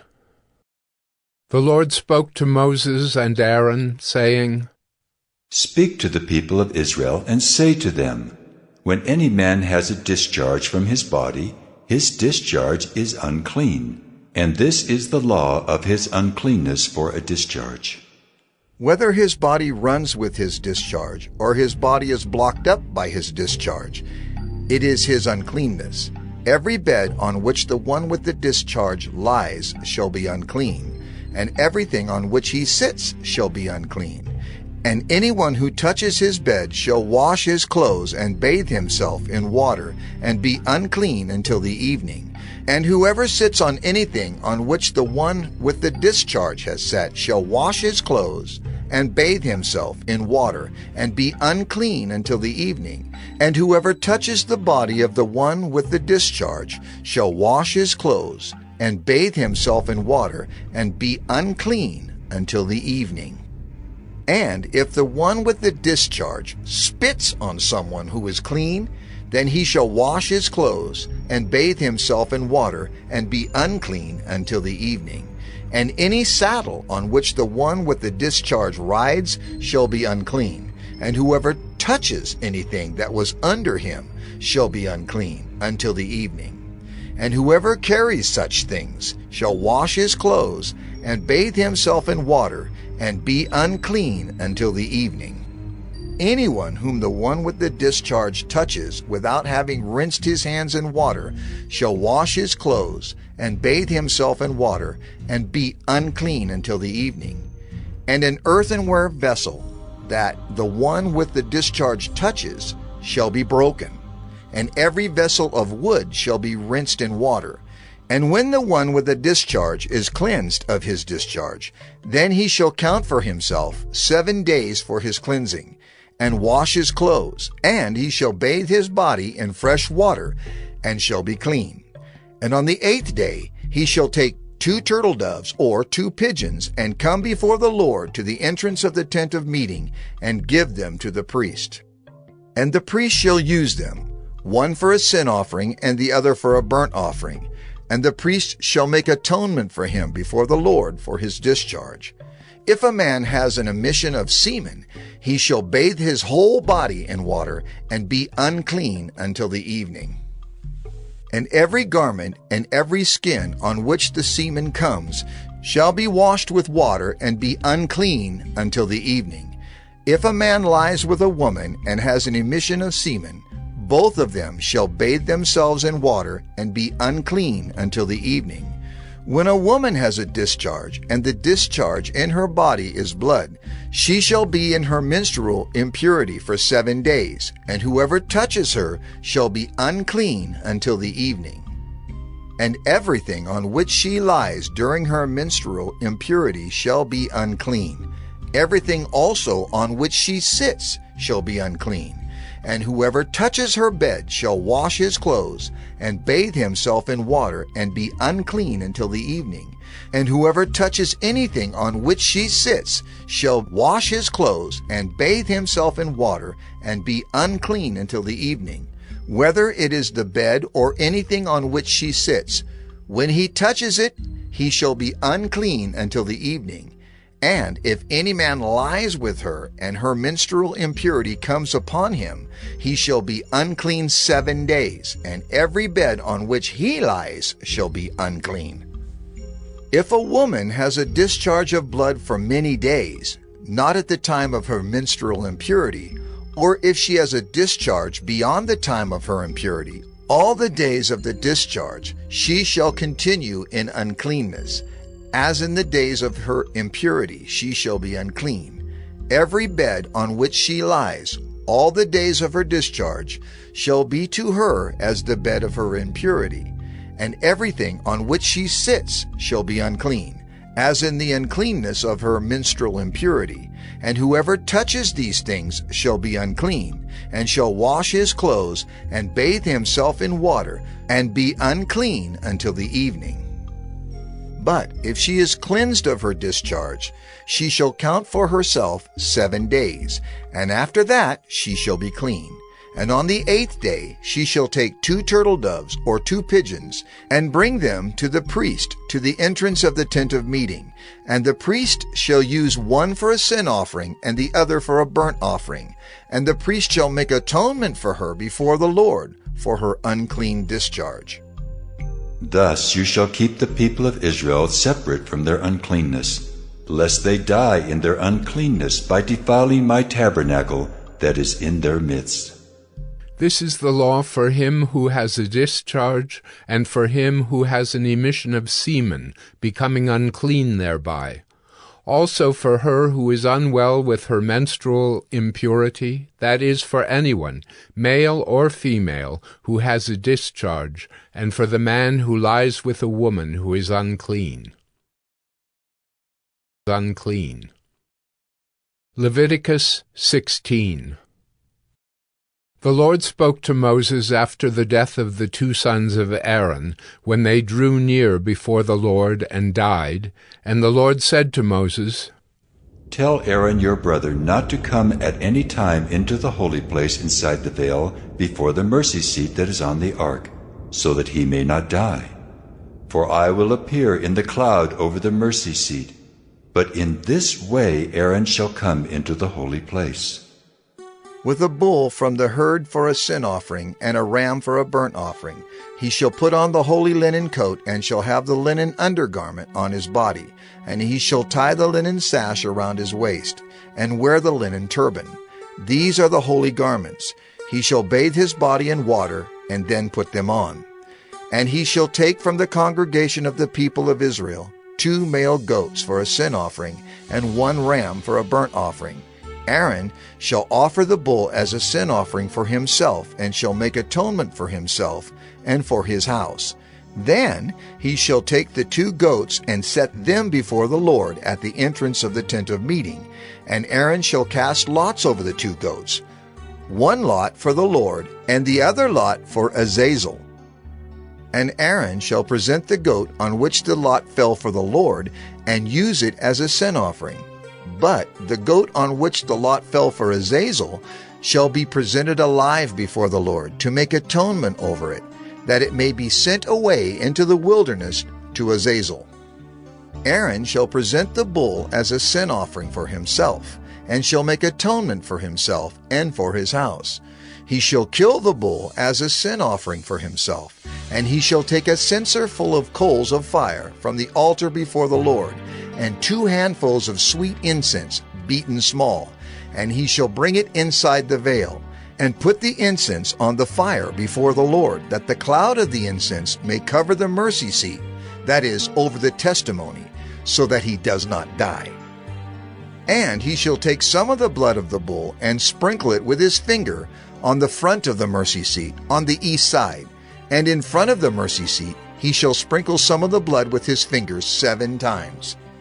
Then he shall kill the goat of the sin offering, that is for the people, and bring its blood inside the veil, and do with its blood as he did with the blood of the bull, sprinkling it over the mercy seat and in front of the mercy seat. Thus he shall make atonement for the holy place, because of the uncleannesses of the people of Israel, and because of their transgressions, all their sins, and so he shall do for the tent of meeting, which dwells with them in the midst of their uncleannesses. No one may be in the tent of meeting from the time he enters to make atonement in the holy place, until he comes out and has made atonement for himself and for his house and for all the assembly of Israel. Then he shall go out to the altar that is before the Lord, and make atonement for it, and shall take some of the blood of the bull and some of the blood of the goat, and put it on the horns of the altar all around. And he shall sprinkle some of the blood on it with his finger 7 times, and cleanse it and consecrate it from the uncleannesses of the people of Israel. And when he has made an end of atoning for the holy place and the tent of meeting and the altar, he shall present the live goat. And Aaron shall lay both his hands on the head of the live goat, and confess over it all the iniquities of the people of Israel, and all their transgressions, all their sins. And he shall put them on the head of the goat, and send it away into the wilderness by the hand of a man who is in readiness. The goat shall bear all their iniquities on itself to a remote area, and he shall let the goat go free in the wilderness. Then Aaron shall come into the tent of meeting, and shall take off the linen garments that he put on when he went into the holy place, and shall leave them there. And he shall bathe his body in water in a holy place, and put on his garments, and come out and offer his burnt offering, and the burnt offering of the people, and make atonement for himself and for the people. And the fat of the sin offering he shall burn on the altar. And he who lets the goat go to Azazel shall wash his clothes and bathe his body in water, and afterward he may come into the camp. And the bull for the sin offering and the goat for the sin offering, whose blood was brought in to make atonement in the holy place, shall be carried outside the camp. Their skin and their flesh and their dung shall be burned up with fire. And he who burns them shall wash his clothes and bathe his body in water, and afterward he may come into the camp. And it shall be a statute to you forever, that in the 7th month, on the 10th day of the month, you shall afflict yourselves, and shall do no work, either the native or the stranger, who sojourns among you. For on this day shall atonement be made for you, to cleanse you. You shall be clean before the Lord from all your sins. It is a Sabbath of solemn rest to you, and you shall afflict yourselves. It is a statute forever. And the priest, who is anointed and consecrated as priest in his father's place, shall make atonement, wearing the holy linen garments. He shall make atonement for the holy sanctuary, and he shall make atonement for the tent of meeting, and for the altar, and he shall make atonement for the priests, and for all the people of the assembly. And this shall be a statute forever for you, that atonement may be made for the people of Israel, once in the year, because of all their sins. And Moses did as the Lord commanded him. Leviticus 17. And the Lord spoke to Moses, saying, Speak to Aaron and his sons and to all the people of Israel, and say to them, This is the thing that the Lord has commanded. If any one of the house of Israel kills an ox or a lamb or a goat in the camp, or kills it outside the camp, and does not bring it to the entrance of the tent of meeting to offer it as a gift to the Lord in front of the tabernacle of the Lord, blood guilt shall be imputed to that man. He has shed blood, and that man shall be cut off from among his people. This is to the end that the people of Israel may bring their sacrifices that they sacrifice in the open field, that they may bring them to the Lord, to the priest at the entrance of the tent of meeting, and sacrifice them as sacrifices of peace offerings to the Lord. And the priest shall throw the blood on the altar of the Lord at the entrance of the tent of meeting, and burn the fat for a pleasing aroma to the Lord. So they shall no more sacrifice their sacrifices to goat demons, after whom they whore. This shall be a statute forever for them throughout their generations. And you shall say to them, Anyone of the house of Israel, or of the strangers who sojourn among them, who offers a burnt offering or sacrifice, and does not bring it to the entrance of the tent of meeting to offer it to the Lord, that man shall be cut off from his people.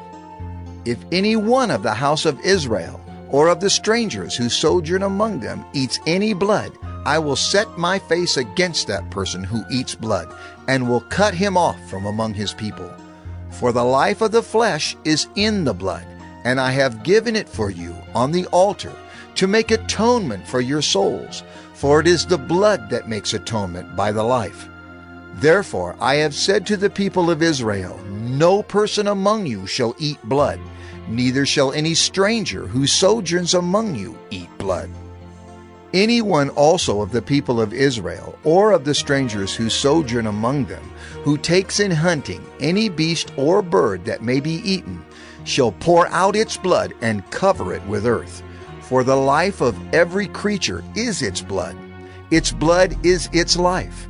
Therefore I have said to the people of Israel, You shall not eat the blood of any creature, for the life of every creature is its blood. Whoever eats it shall be cut off. And every person who eats what dies of itself, or what is torn by beasts, whether he is a native or a sojourner, shall wash his clothes and bathe himself in water, and be unclean until the evening. Then he shall be clean. But if he does not wash them or bathe his flesh, he shall bear his iniquity. Leviticus 18. And the Lord spoke to Moses, saying, Speak to the people of Israel and say to them, I am the Lord your God. You shall not do as they do in the land of Egypt where you lived, and you shall not do as they do in the land of Canaan to which I am bringing you. You shall not walk in their statutes. You shall follow my rules and keep my statutes and walk in them. I am the Lord your God. You shall therefore keep my statutes and my rules. If a person does them, he shall live by them. I am the Lord. None of you shall approach any one of his close relatives to uncover nakedness. I am the Lord. You shall not uncover the nakedness of your father, which is the nakedness of your mother. She is your mother. You shall not uncover her nakedness. You shall not uncover the nakedness of your father's wife. It is your father's nakedness. You shall not uncover the nakedness of your sister, your father's daughter, or your mother's daughter, whether brought up in the family or in another home. You shall not uncover the nakedness of your son's daughter or of your daughter's daughter, for their nakedness is your own nakedness. You shall not uncover the nakedness of your father's wife's daughter, brought up in your father's family, since she is your sister. You shall not uncover the nakedness of your father's sister. She is your father's relative. You shall not uncover the nakedness of your mother's sister, for she is your mother's relative. You shall not uncover the nakedness of your father's brother. That is, you shall not approach his wife. She is your aunt. You shall not uncover the nakedness of your daughter-in-law. She is your son's wife. You shall not uncover her nakedness. You shall not uncover the nakedness of your brother's wife. It is your brother's nakedness. You shall not uncover the nakedness of a woman and of her daughter, and you shall not take her son's daughter or her daughter's daughter to uncover her nakedness. They are relatives. It is depravity. And you shall not take a woman as a rival wife to her sister, uncovering her nakedness while her sister is still alive. You shall not approach a woman to uncover her nakedness while she's in her menstrual uncleanness. And you shall not lie sexually with your neighbor's wife, and so make yourself unclean with her. You shall not give any of your children to offer them to Molech, and so profane the name of your God. I am the Lord. You shall not lie with a male as with a woman. It is an abomination. And you shall not lie with any animal, and so make yourself unclean with it. Neither shall any woman give herself to an animal to lie with it. It is perversion. Do not make yourselves unclean by any of these things, for by all these the nations I am driving out before you have become unclean, and the land became unclean, so that I punished its iniquity, and the land vomited out its inhabitants. But you shall keep my statutes and my rules, and do none of these abominations, either the native or the stranger who sojourns among you. For the people of the land who were before you did all of these abominations, so that the land became unclean. Lest the land vomit you out when you make it unclean, as it vomited out the nation that was before you. For everyone who does any of these abominations, the persons who do them shall be cut off from among their people. So keep my charge, never to practice any of these abominable customs that were practiced before you, and never to make yourselves unclean by them. I am the Lord your God. Lord your God. Leviticus 19. And the Lord spoke to Moses, saying, Speak to all the congregation of the people of Israel, and say to them, You shall be holy, for I, the Lord your God, am holy. Every one of you shall revere his mother and his father, and you shall keep my Sabbaths. I am the Lord your God. Do not turn to idols or make for yourselves any gods of cast metal. I am the Lord your God. When you offer a sacrifice of peace offerings to the Lord, you shall offer it so that you may be accepted. It shall be eaten the same day you offer it, or on the day after, and anything left over until the third day shall be burned up with fire. If it is eaten at all on the third day, it is tainted. It will not be accepted. and everyone who eats it shall bear his iniquity, because he has profaned what is holy to the Lord, and that person shall be cut off from his people. When you reap the harvest of your land, you shall not reap your field right up to its edge, neither shall you gather the gleanings after your harvest. And you shall not strip your vineyard bare, neither shall you gather the fallen grapes of your vineyard. You shall leave them for the poor and for the sojourner. I am the Lord your God. You shall not steal. You shall not deal falsely. You shall not lie to one another. You shall not swear by my name falsely, and so profane the name of your God. I am the Lord. You shall not oppress your neighbor or rob him. The wages of a hired servant shall not remain with you all night until the morning. You shall not curse the deaf or put a stumbling block before the blind, but you shall fear your God. I am the Lord. You shall do no injustice in court. You shall not be partial to the poor or defer to the great, but in righteousness shall you judge your neighbor. You shall not go around as a slanderer among your people, and you shall not stand up against the life of your neighbor. I am the Lord.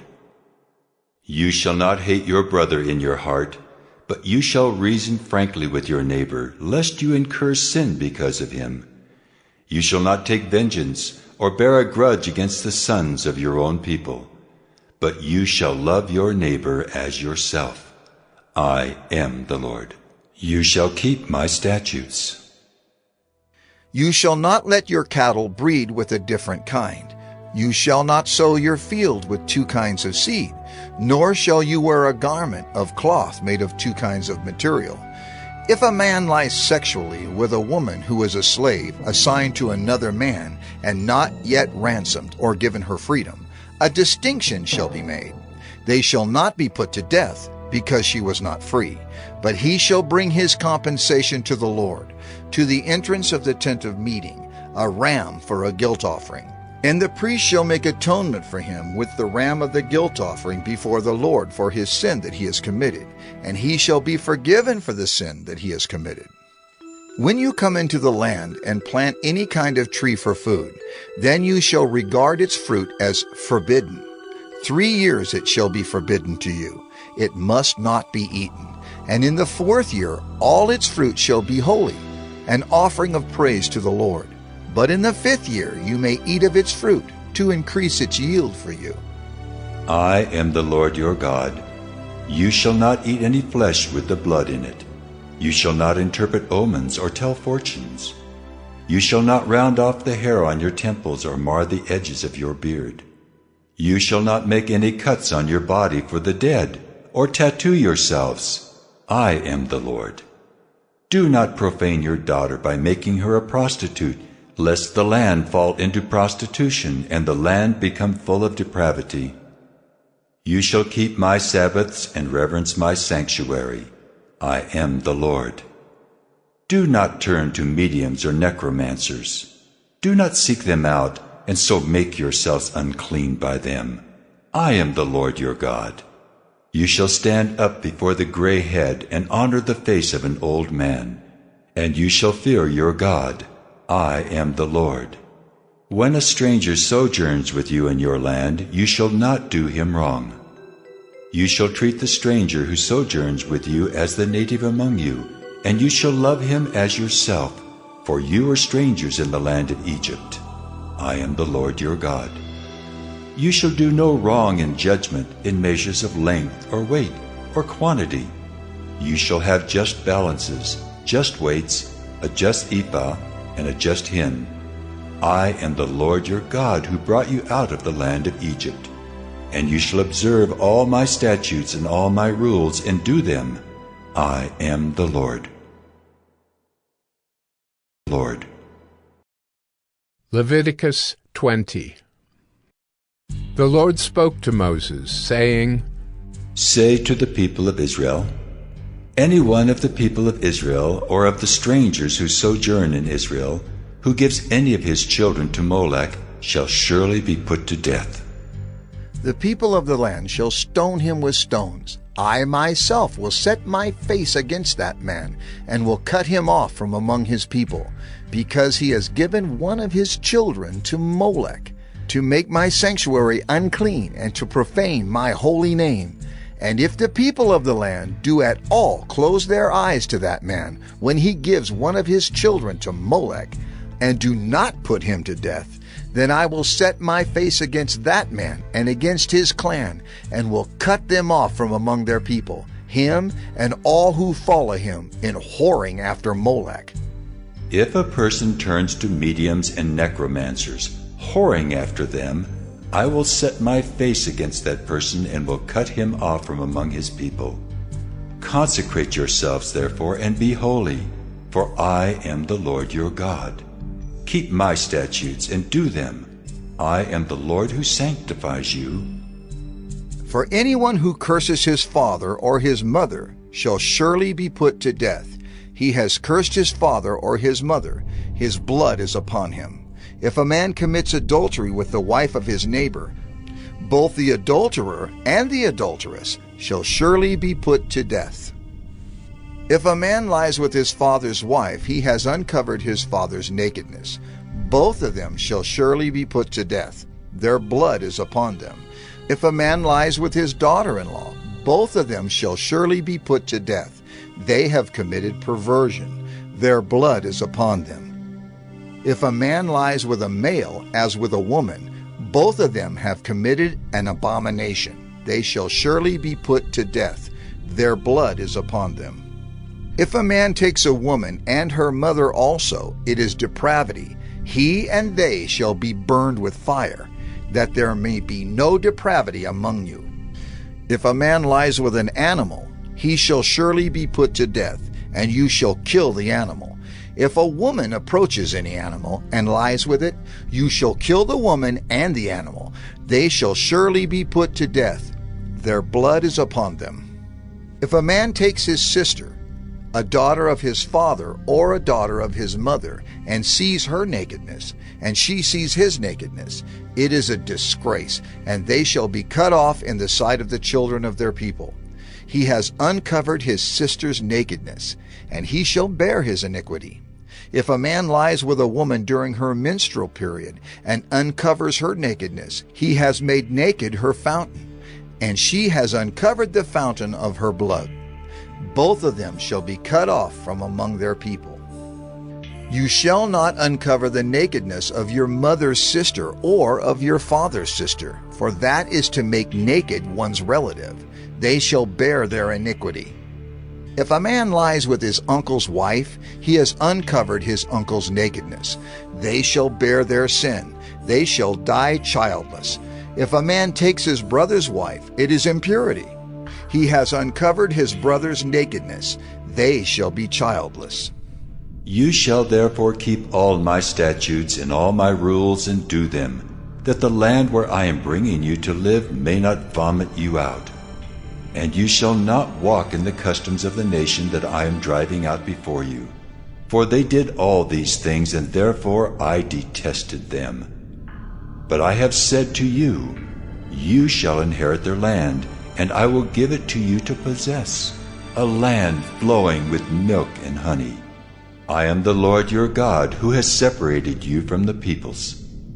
You shall therefore separate the clean beast from the unclean, and the unclean bird from the clean. You shall not make yourselves detestable by beast or by bird or by anything with which the ground crawls, which I have set apart for you to hold unclean. You shall be holy to me, for I the Lord am holy, and have separated you from the peoples, that you should be mine.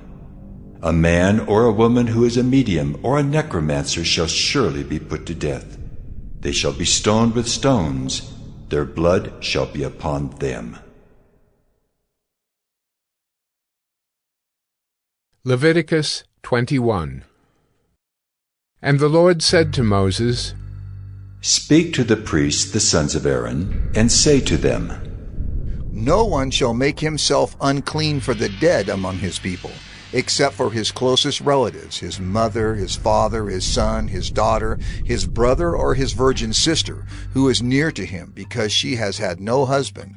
For her he may make himself unclean. He shall not make himself unclean as a husband among his people, and so profane himself. They shall not make bald patches on their heads, nor shave off the edges of their beards, nor make any cuts on their body. They shall be holy to their God, and not profane the name of their God. For they offer the Lord's food offerings, the bread of their God. Therefore they shall be holy. They shall not marry a prostitute, or a woman who has been defiled.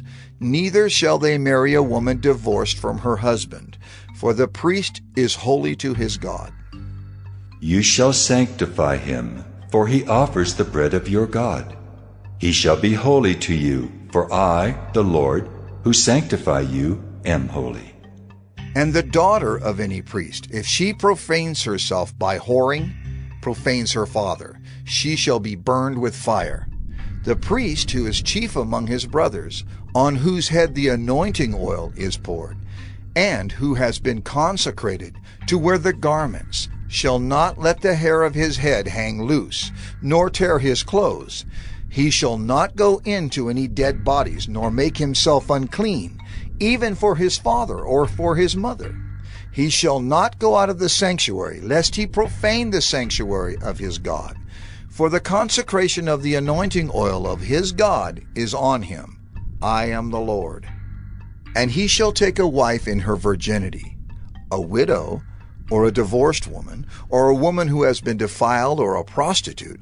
These he shall not marry, but he shall take as his wife a virgin of his own people, that he may not profane his offspring among his people. For I am the Lord who sanctifies him. And the Lord spoke to Moses, saying, Speak to Aaron, saying, None of your offspring throughout their generations who has a blemish may approach to offer the bread of his God.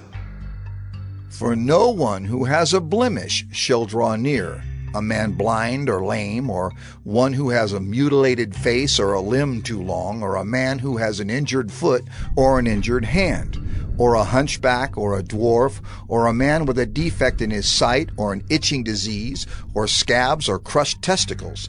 No man of the offspring of Aaron the priest, who has a blemish, shall come near to offer the Lord's food offerings. Since he has a blemish, he shall not come near to offer the bread of his God.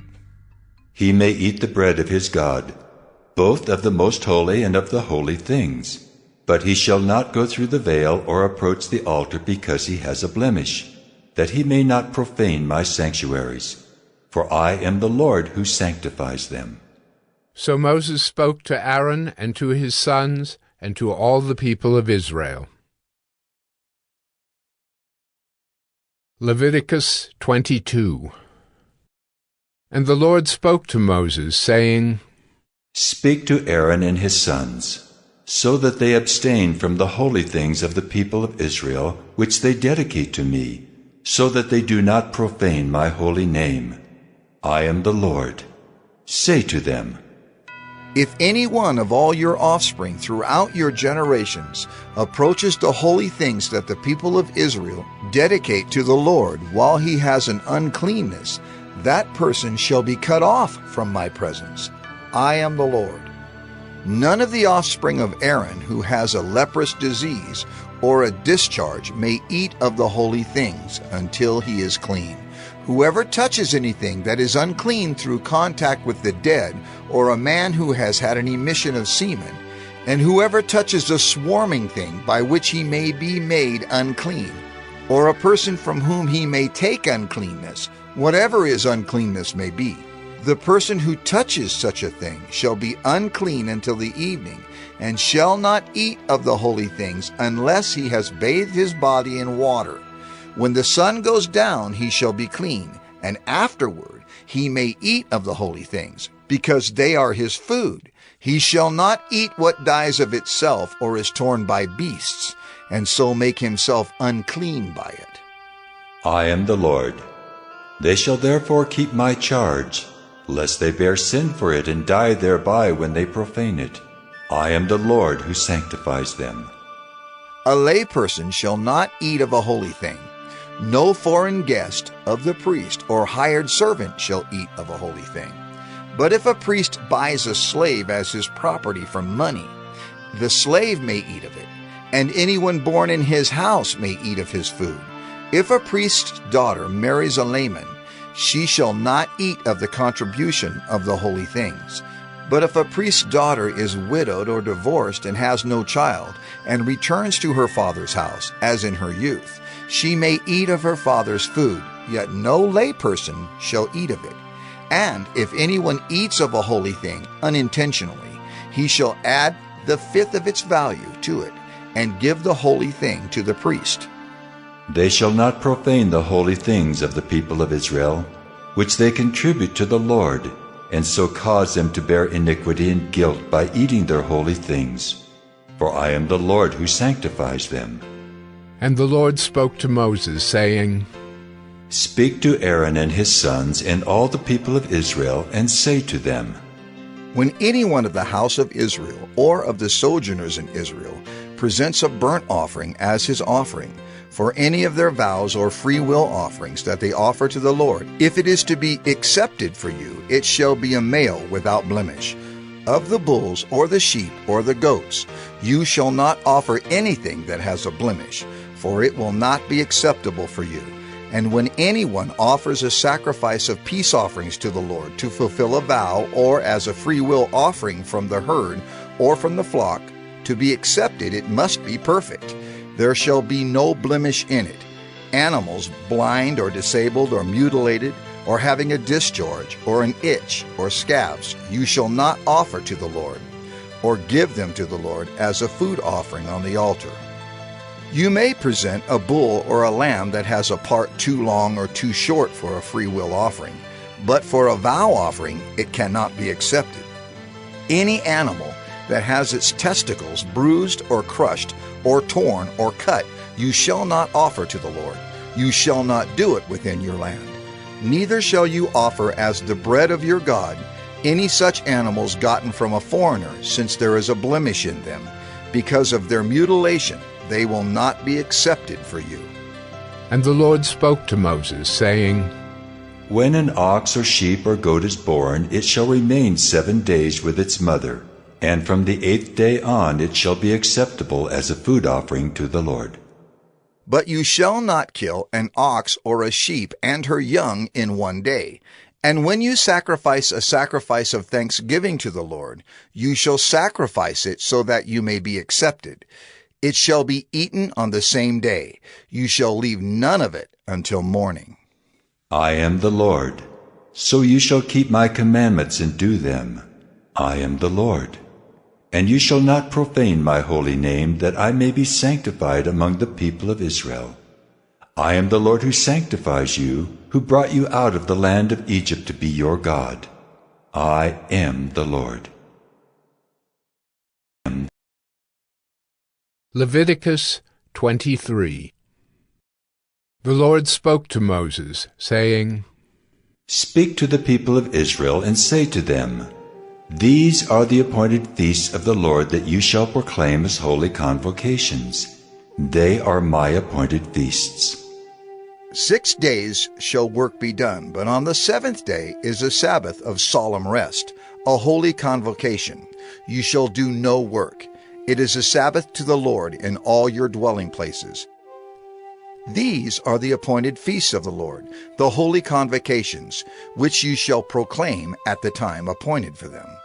In the 1st month, on the 14th day of the month at twilight, is the Lord's Passover, and on the 15th day of the same month is the feast of unleavened bread to the Lord.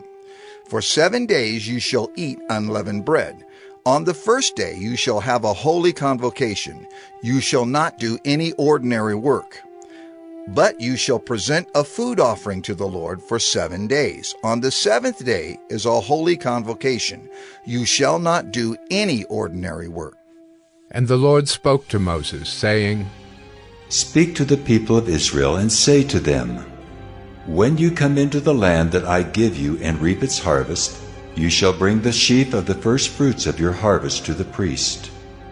And he shall wave the sheaf before the Lord, so that you may be accepted. On the day after the Sabbath the priest shall wave it. And on the day when you wave the sheaf, you shall offer a male lamb a year old, without blemish, as a burnt offering to the Lord. And the grain offering with it shall be 2/10 of an ephah of fine flour mixed with oil, a food offering to the Lord with a pleasing aroma. And the drink offering with it shall be of wine, 1/4 of a hin. And you shall eat neither bread nor grain, parched or fresh, until this same day, until you have brought the offering of your God. It is a statute forever throughout your generations in all your dwellings. You shall count 7 full weeks from the day after the Sabbath, from the day that you brought the sheaf of the wave offering. You shall count 50 days to the day after the 7th Sabbath. Then you shall present a grain offering of new grain to the Lord. You shall bring from your dwelling places 2 loaves of bread to be waved, made of 2/10 of an ephah. They shall be of fine flour, and they shall be baked with leaven, as first fruits to the Lord.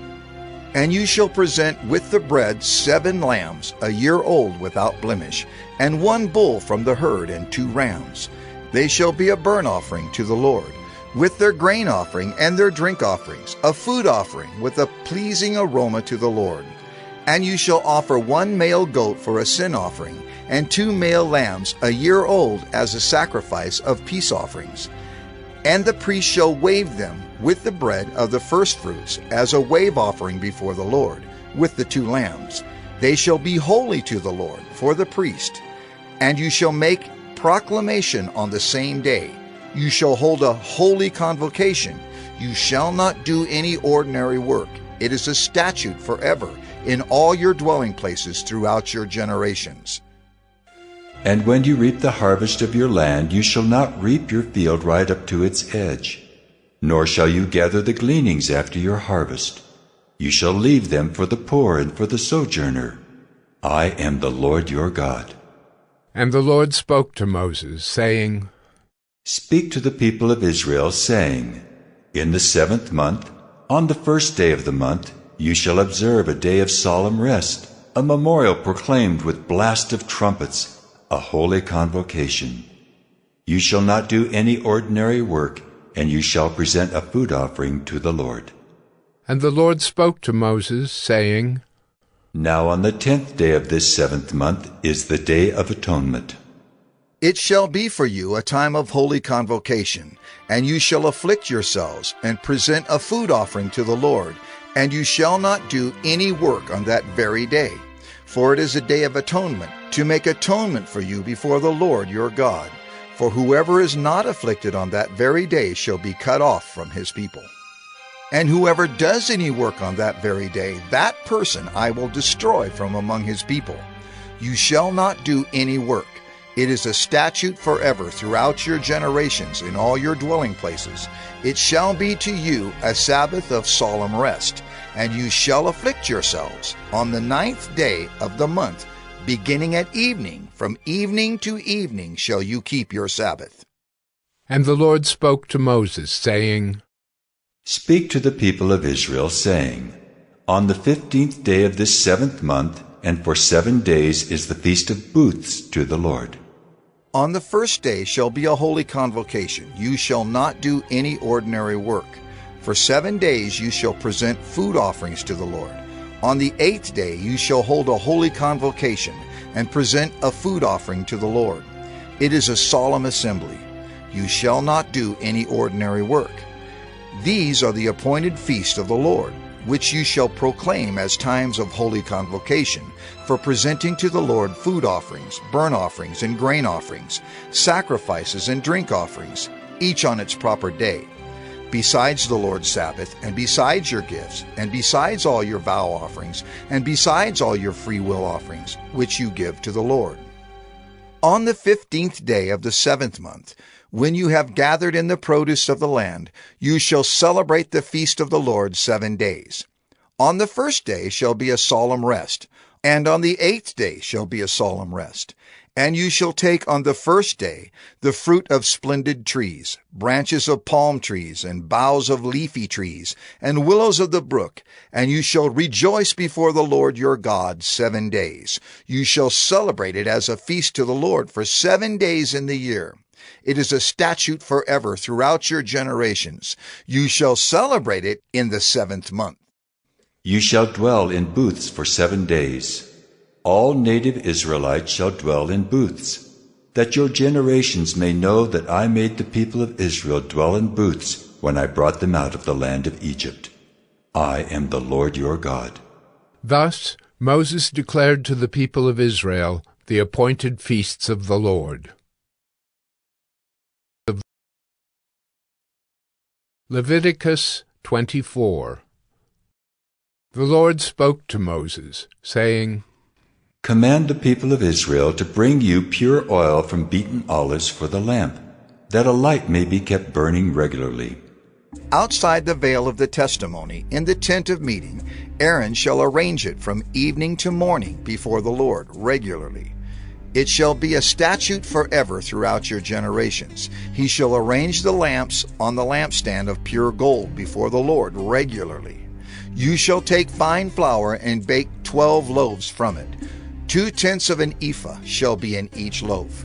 And you shall set them in 2 piles, 6 in a pile, on the table of pure gold before the Lord. And you shall put pure frankincense on each pile, that it may go with the bread as a memorial portion, as a food offering to the Lord. Every Sabbath day Aaron shall arrange it before the Lord regularly. It is from the people of Israel, as a covenant forever. And it shall be for Aaron and his sons, and they shall eat it in a holy place, since it is for him a most holy portion out of the Lord's food offerings, a perpetual due. Now an Israelite woman's son, whose father was an Egyptian, went out among the people of Israel. And the Israelite woman's son and a man of Israel fought in the camp. And the Israelite woman's son blasphemed the name and cursed. Then they brought him to Moses. His mother's name was Shelomith, the daughter of Dibri, of the tribe of Dan. And they put him in custody till the will of the Lord should be clear to them. Then the Lord spoke to Moses, saying, Bring out of the camp the one who cursed, and let all who heard him lay their hands on his head, and let all the congregation stone him. And speak to the people of Israel, saying, Whoever curses his God shall bear his sin. Whoever blasphemes the name of the Lord shall surely be put to death. All the congregation shall stone him. The sojourner as well as the native, when he blasphemes the name, shall be put to death. Whoever takes a human life shall surely be put to death. Whoever takes an animal's life shall make it good, life for life. If anyone injures his neighbor, as he has done, it shall be done to him. Fracture for fracture, eye for eye, tooth for tooth.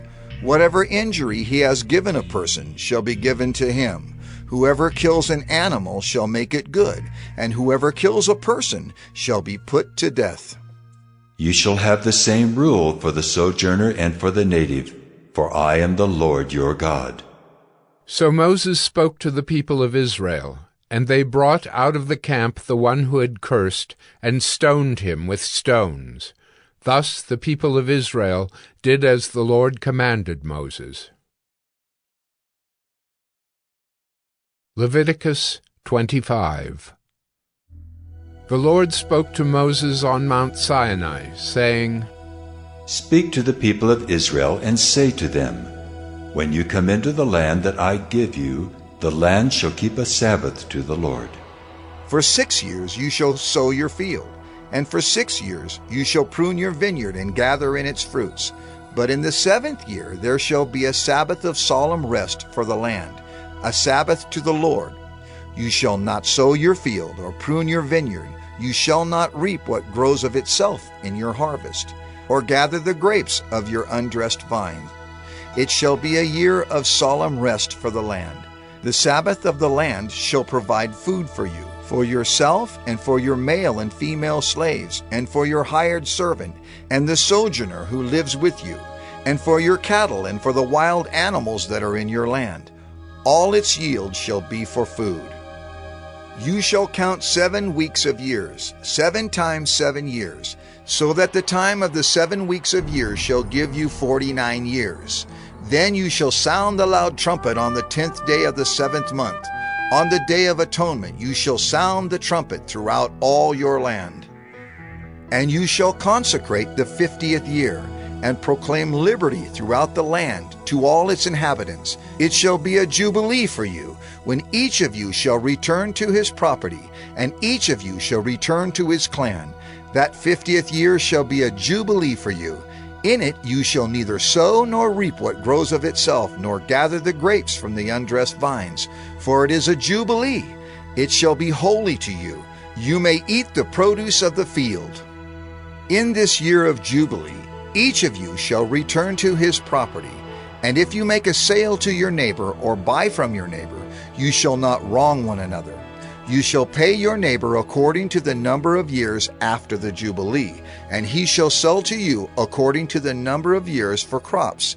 If the years are many, you shall increase the price, and if the years are few, you shall reduce the price, for it is the number of the crops that he is selling to you. You shall not wrong one another, but you shall fear your God, for I am the Lord your God. Therefore you shall do my statutes and keep my rules and perform them, and then you will dwell in the land securely. The land will yield its fruit, and you will eat your fill and dwell in it securely.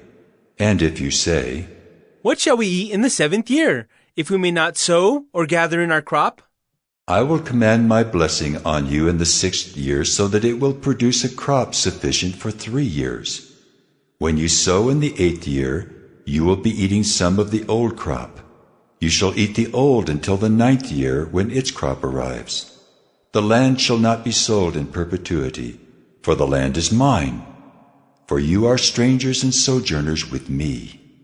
And in all the country you possess, you shall allow a redemption of the land. If your brother becomes poor and sells part of his property, then his nearest redeemer shall come and redeem what his brother has sold. If a man has no one to redeem it, and then himself becomes prosperous and finds sufficient means to redeem it, let him calculate the years since he sold it, and pay back the balance to the man to whom he sold it, and then return to his property.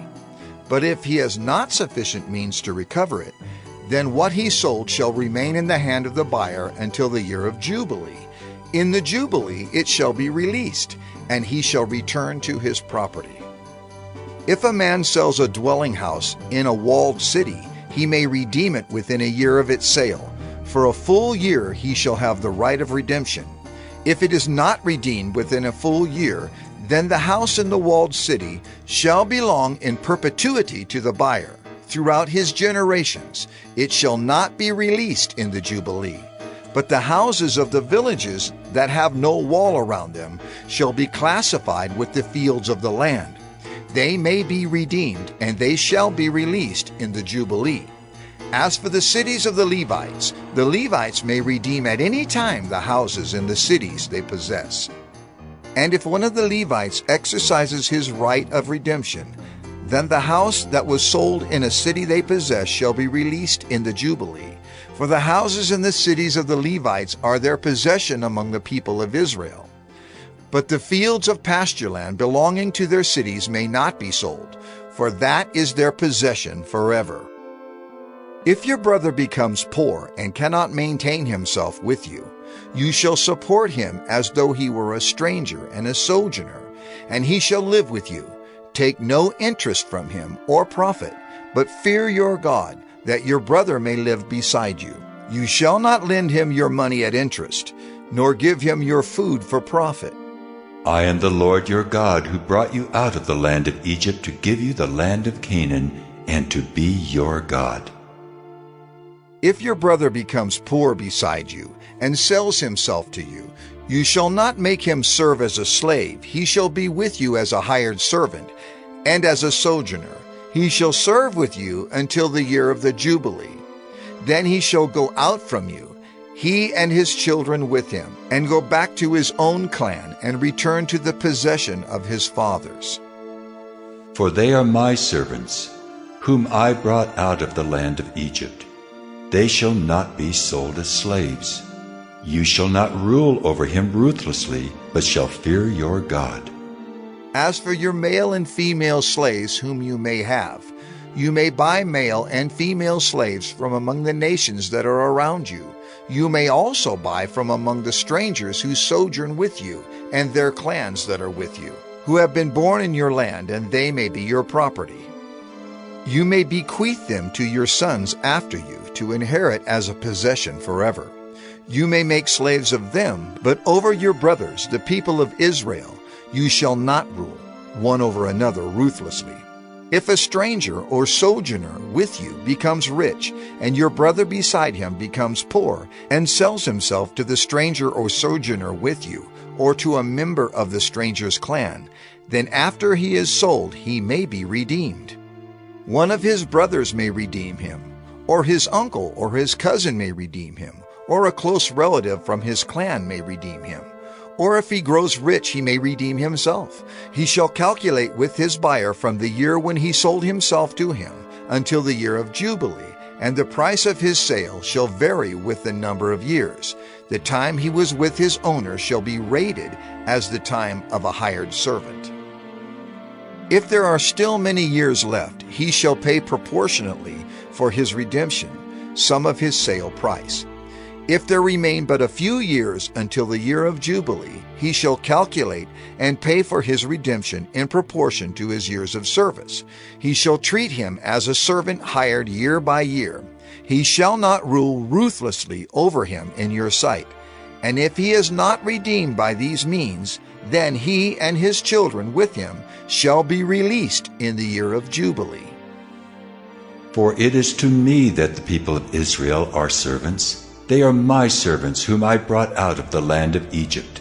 I am the Lord your God. Lord your God.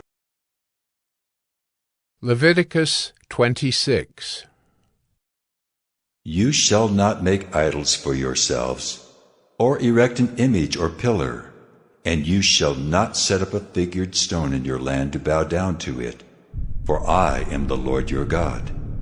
You shall keep my Sabbaths and reverence my sanctuary. I am the Lord. If you walk in my statutes and observe my commandments and do them, then I will give you your rains in their season, and the land shall yield its increase, and the trees of the field shall yield their fruit. Your threshing shall last to the time of the grape harvest, and the grape harvest shall last to the time for sowing. And you shall eat your bread to the full and dwell in your land securely. I will give peace in the land, and you shall lie down, and none shall make you afraid. And I will remove harmful beasts from the land, and the sword shall not go through your land. You shall chase your enemies, and they shall fall before you by the sword. 5 of you shall chase 100, and 100 of you shall chase 10,000.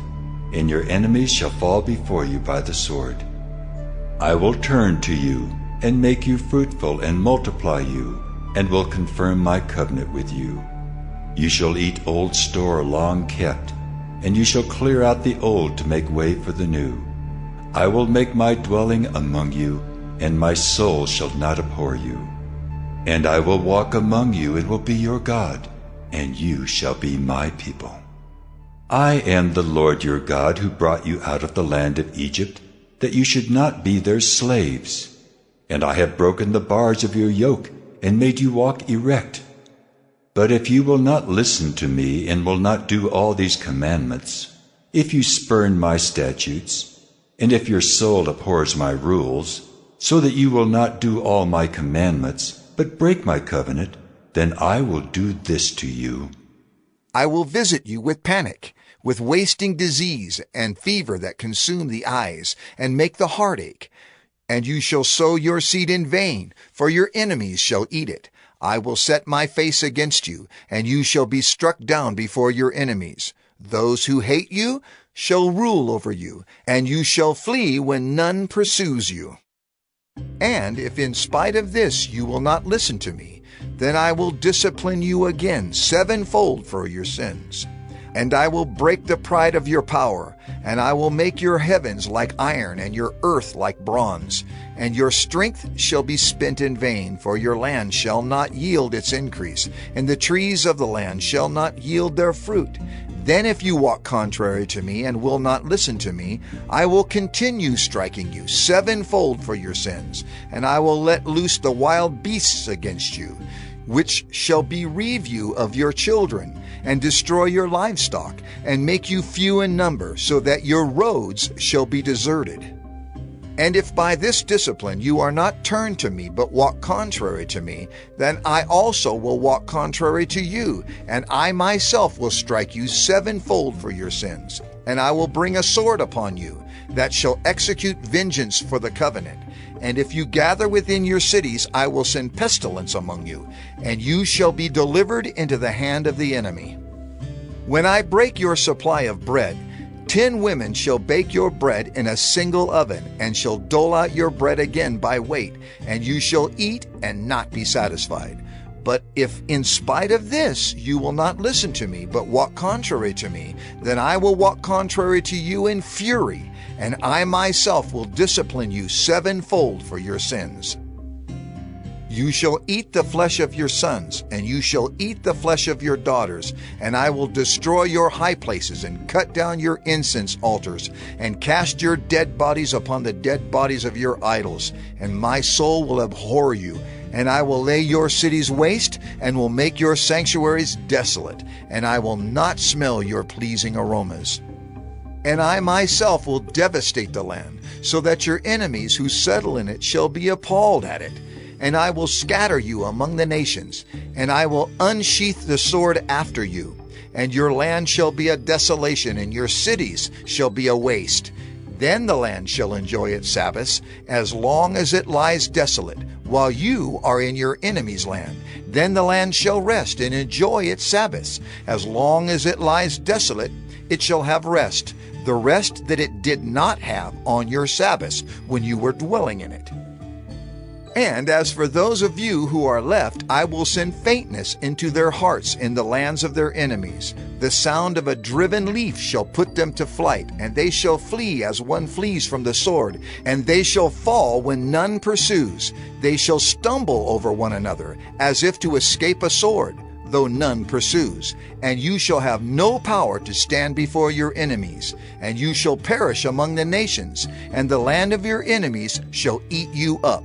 And those of you who are left shall rot away in your enemies' lands, because of their iniquity, and also because of the iniquities of their fathers. They shall rot away like them.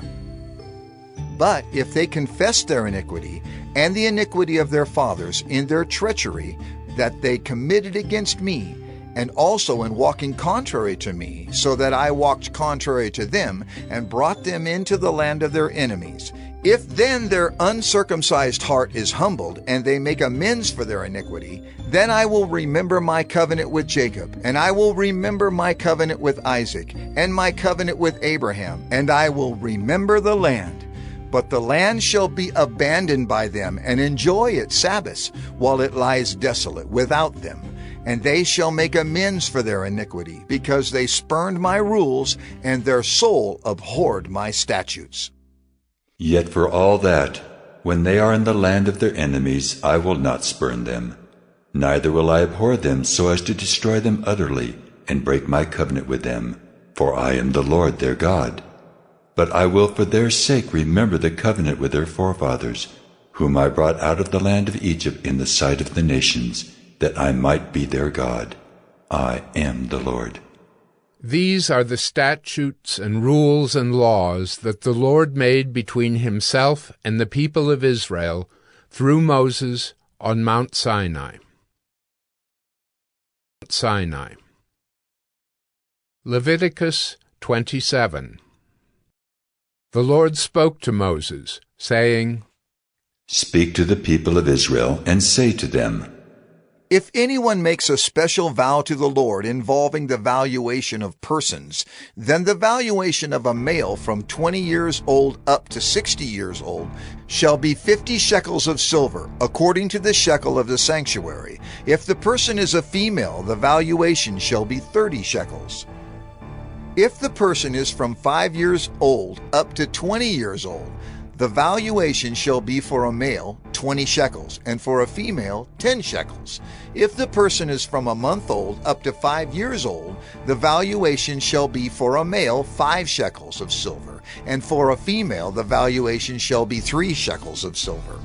And if the person is 60 years old or over, then the valuation for a male shall be 15 shekels, and for a female 10 shekels. And if someone is too poor to pay the valuation, then he shall be made to stand before the priest, and the priest shall value him. The priest shall value him according to what the vower can afford. If the vow is an animal that may be offered as an offering to the Lord, all of it that he gives to the Lord is holy. He shall not exchange it or make a substitute for it, good for bad or bad for good. And if he does in fact substitute one animal for another, then both it and the substitute shall be holy. And if it is any unclean animal that may not be offered as an offering to the Lord, then he shall stand the animal before the priest, and the priest shall value it as either good or bad. As the priest values it, so it shall be. But if he wishes to redeem it, he shall add 1/5 to the valuation. When a man dedicates his house as a holy gift to the Lord, the priest shall value it as either good or bad. As the priest values it, so it shall stand. And if the donor wishes to redeem his house, he shall add 1/5 to the valuation price, and it shall be his. If a man dedicates to the Lord part of the land that is his possession, then the valuation shall be in proportion to its seed. A homer of barley seed shall be valued at 50 shekels of silver. If he dedicates his field from the year of Jubilee, the valuation shall stand. But if he dedicates his field after the Jubilee, then the priest shall calculate the price according to the years that remain until the year of Jubilee, and a deduction shall be made from the valuation. And if he who dedicates the field wishes to redeem it, then he shall add 1/5 to its valuation price, and it shall remain his. But if he does not wish to redeem the field, or if he has sold the field to another man, it shall not be redeemed any more. But the field, when it is released in the Jubilee, shall be a holy gift to the Lord, like a field that has been devoted. The priest shall be in possession of it.